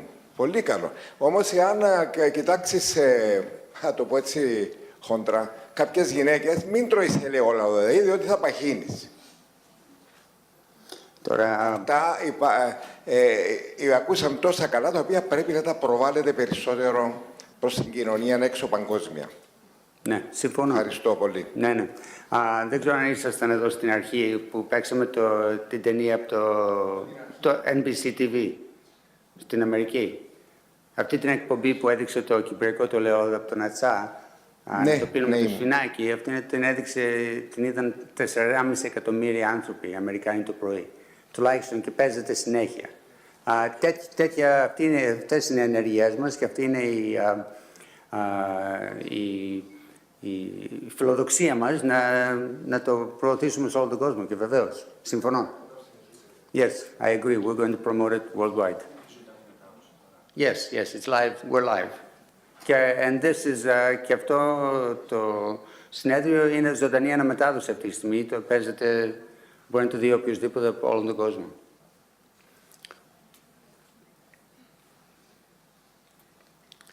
Ναι. Όσο ξέρω ότι για να κάνεις μια εξαγωγή στην Αμερική κάποιοι κανόνες, ναι, και έχουν γίνει πολύ πιο δύσκολα τα πράγματα από θέμα ISO, έχουν κάτι παραπάνω. Πόσο δύσκολο είναι να κάνεις μια εξαγωγή? Δεν είναι πολύ δύσκολο. Το αντίθετο. Απλώς θες την άδεια του FDA και αυτό είναι να κάνεις τα χαρτιά σου και να έχεις κάποιον εκεί που να σε αντιπροσωπεύει. Αν δεν έχεις, μπορείς να πάρεις μια εταιρεία που είναι σαν agency, που είναι σαν αντιπρόσωπό σου και να του πάρεις την άδεια και να κάνεις την ετικέτα από πίσω. Στο απόγευμα θα είναι εδώ ο Γιώργος Σιραγάκης από το Food Allergen και θα εξηγήσει για τις ετικέτες και τα λοιπά τι χρειάζεται στην Αμερική και πώς πρέπει να γράφουν. Γιατί τα γράφουν διαφορετικά. Τα γράφουν σε ποσοστά, δεν γράφουν τι ποσοστό έχει μέσα. Δεν τι ακριβώς έχει μέσα, λέει τι ποσοστό από το ημερήσιο δίαιτα περιέχει.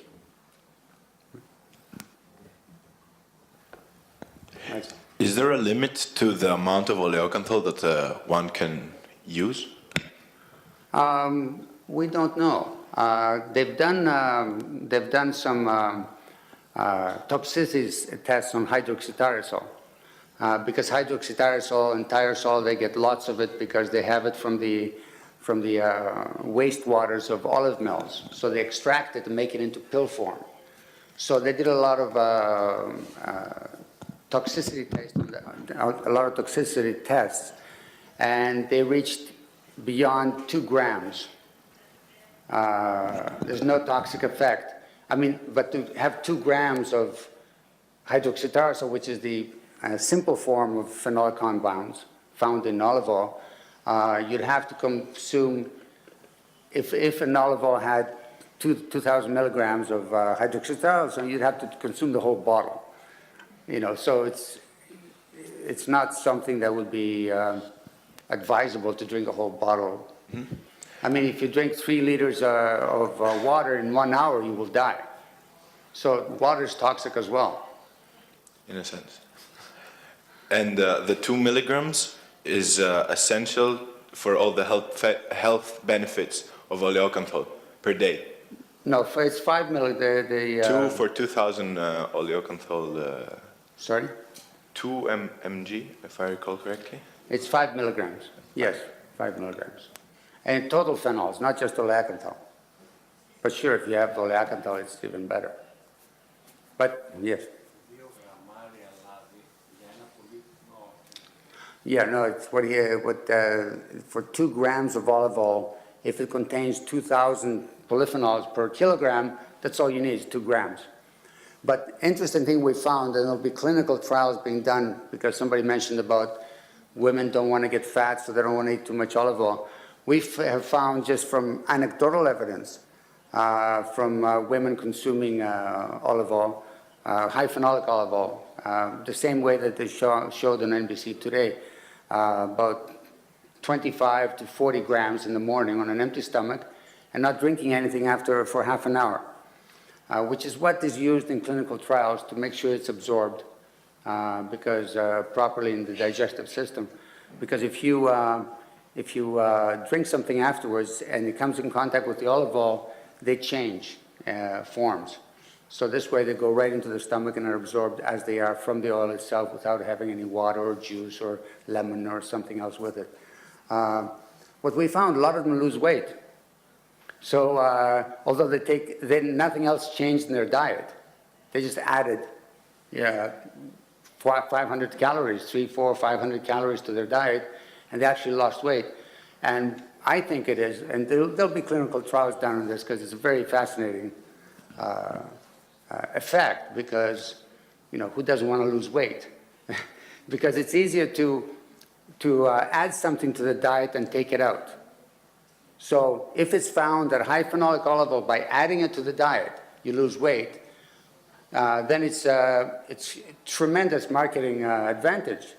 Otherwise, you're asking them to switch. You're asking them to have just plain olive oil and have the monounsaturated fats, but take away the animal fats. So you give them olive oil, but you don't have any more butter. It's hard somewhere to stop putting so much butter on their bread. So it's easier to add than take away.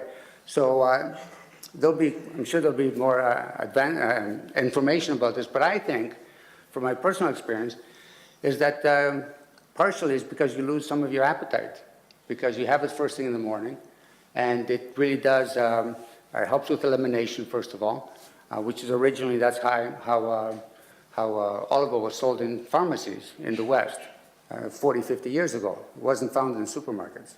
It was in pharmacy for constipation. So there is some, so if there's a effect, first of all, better elimination, better stomach activity, and then you lose your appetite, so you're not snacking as much. So it actually changes your behavior without having to, with your willpower, say, okay, I'm not going to snack, I'm not going to have a chocolate bar. It actually acts as a natural change of character, which is a very interesting concept for me. If that's actually the mechanism, we have a gold mine. Everybody will want it. Thank you very much. Name your price, because the industry for weight loss is huge. I'm not sure how many billions of dollars it is. I'm sure it's over 50 billion a year just in America alone. So, okay, so yes, okay. Do we have more time? Okay, go ahead. Yes, we can speak during lunch as well. I think it's. Oh yeah, we have 2 minutes. Yes. Καλησπέρα σας. Ναι. Από όσο γνωρίζω, εδώ στην Κύπρο δεν έχουμε βιολογικό νεροτριβείο για το βιολογικό λάδι. Έχετε. Έχουμε. Ναι. Επειδή σαν εγώ έχω βιολογικές ελιές και όπως έχω ρωτήσει για να τις γράψω βιολογικές και μου είπαν ότι δεν έχουμε βιολογικό ελαιοτριβείο και πρέπει να κάνω εξαγωγή τις ελιές μου για να βγάλω λάδι βιολογικό. Εξαγωγή από την Κύπρο. Ναι. Έχετε τον King of Olives. Out of the clouds. Ναι. Yes. Γεια σας. Γεια σας. Σχετικά με τον κύριο να μιλήσουμε μετά, γιατί είμαι και γραμματέας του Συνδέσμου Βιοκαλλιεργητών Κύπρου. Μία ερώτηση προς τον κύριο Μανιάλη. Ποια είναι η καλύτερη σχέση ελαιασίνης-ελαιαγαθήλης με την ώρα στο μαλαχτήρα, πόσα λεπτά?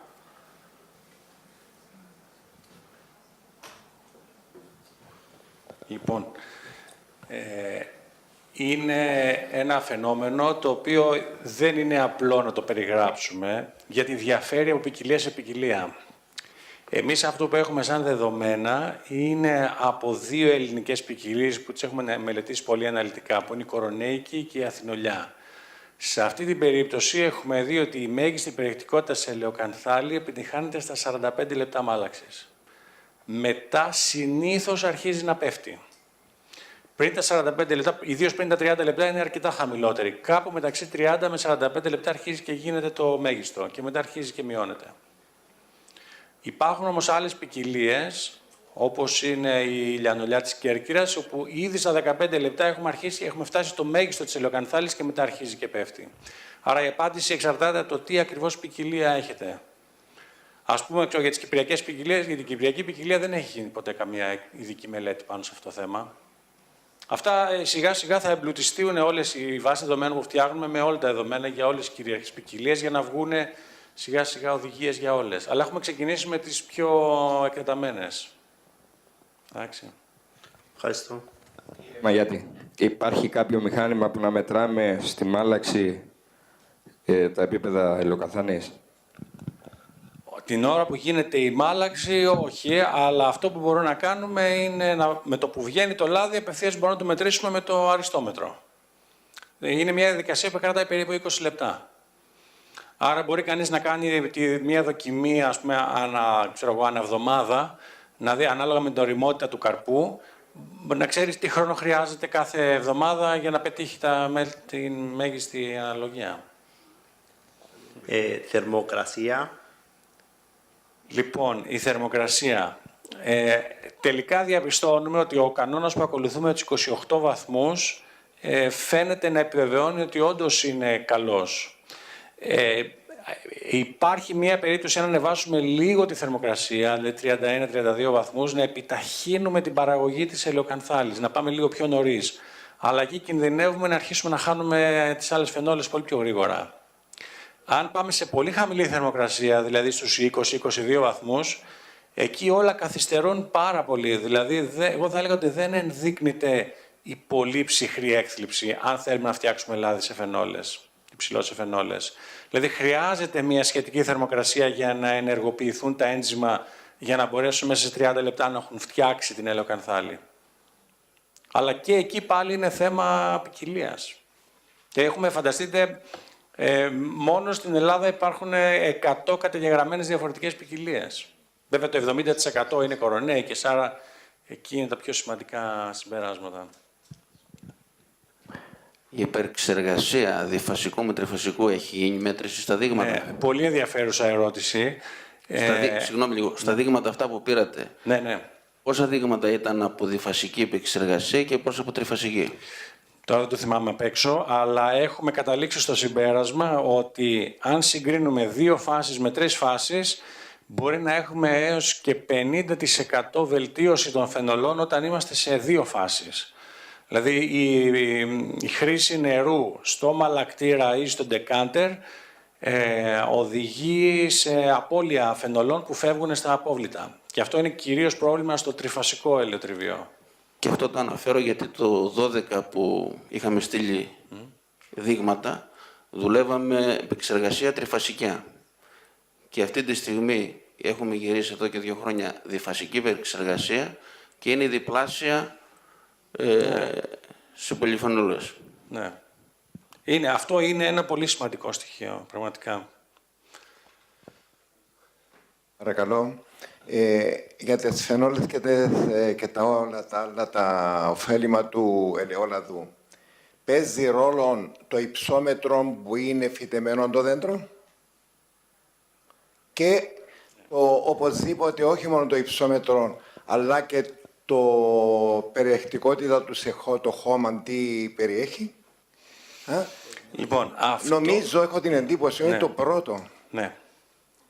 Λοιπόν, να σας πω. Αυτή τη στιγμή που μιλάμε έχουμε φτιάξει μία βάση δεδομένων που έχει αποτελέσματα από 3.000 δείγματα λαδιού, στα οποία έχουν καταγραφεί το υψόμετρο, το χώμα, η εποχή συγκομιδής και όλα αυτά. Λοιπόν, η στατιστική επεξεργασία για τα αποτελέσματα θα μας πάρει περίπου 1 χρόνο. Δηλαδή, του χρόνου να είμαστε καλά, αν έρθουμε εδώ, θα μπορούμε να πούμε περισσότερα στοιχεία. Αλλά έχουμε ήδη παρατηρήσει ότι ποικιλίες που τις έχουμε συγκρίνει, την ίδια ποικιλία, σε χαμηλό υψόμετρο και σε υψηλό υψόμετρο, όταν είμαστε στο υψηλό υψόμετρο έχουμε υψηλότερο αριθμό φαινολών. Βέβαια, μπορεί να παίζουν και άλλοι παράγοντες ρόλο, αλλά... Ναι. Έχουμε συγκρίνει συγκεκριμένα μεγαρύτικη ποικιλία που είναι στην περιοχή της Αττικής κοντά στο επίπεδο της θάλασσας και στο μέγιστο που μπορεί να υπάρξει, που είναι τα 700 μέτρα. Την ίδια εποχή συγκομιδής, δηλαδή Δεκέμβριο μήνα, στο επίπεδο της θάλασσας έχουμε σχεδόν μηδενική περιεκτικότητα σε φαινόλες. Στα 700 μέτρα είμαστε κοντά στα 300 μιλιγκράμμ στο κιλό. Το πιθανότερο είναι ότι σε μεγάλο υψόμετρο απλά καθυστερεί η ορίμανση. Και άρα είναι σαν να μαζεύουμε το Δεκέμβριο μήνα αγουρέλαιο. Είναι μια πολύ πιθανή εξήγηση αυτή. Άρα αυτό μας δείχνει την κατεύθυνση ότι αν έχουμε κτήματα που είναι σε χαμηλό και σε υψηλό υψόμετρο, ξεκινάμε πρώτα από το χαμηλό και μετά πηγαίνουμε προς τα υψηλά.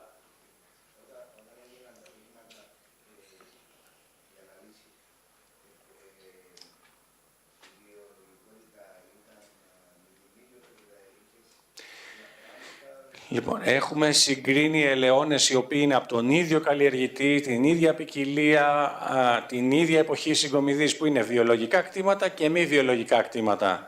Δεν βρίσκουμε σημαντικές διαφορές. Θα λέγαμε ότι είναι σχεδόν παρόμοια. Οι φαινόλες είναι σχεδόν παρόμοιες, δηλαδή δεν φαίνεται να επηρεάζονται, αλλά δεν μπορώ να το πω με μεγάλη ασφάλεια αυτή τη στιγμή. Έχω κάποια προκαταρκτικά δεδομένα. Αλλά σίγουρα το ότι να έχεις βιολογικό προϊόν είναι ασύγκριτα ανώτερο από το συμβατικό, γιατί είναι ασφαλές ότι δεν έχεις υπολείμματα φυτοφαρμάκων και εντομοκτώνων. Είναι πολύ σημαντικό αυτό το πράγμα. Γλιτώνει κανείς από το πλήθος των αναλύσεων που χρειάζονται για να διασφαλίσει ότι δεν έχεις υπολείμματα μέσα στο λάδι σου. Είναι πολύ μεγάλο πλεονέκτημα αυτό για το βιολογικό λάδι, αν και έχει κόστος.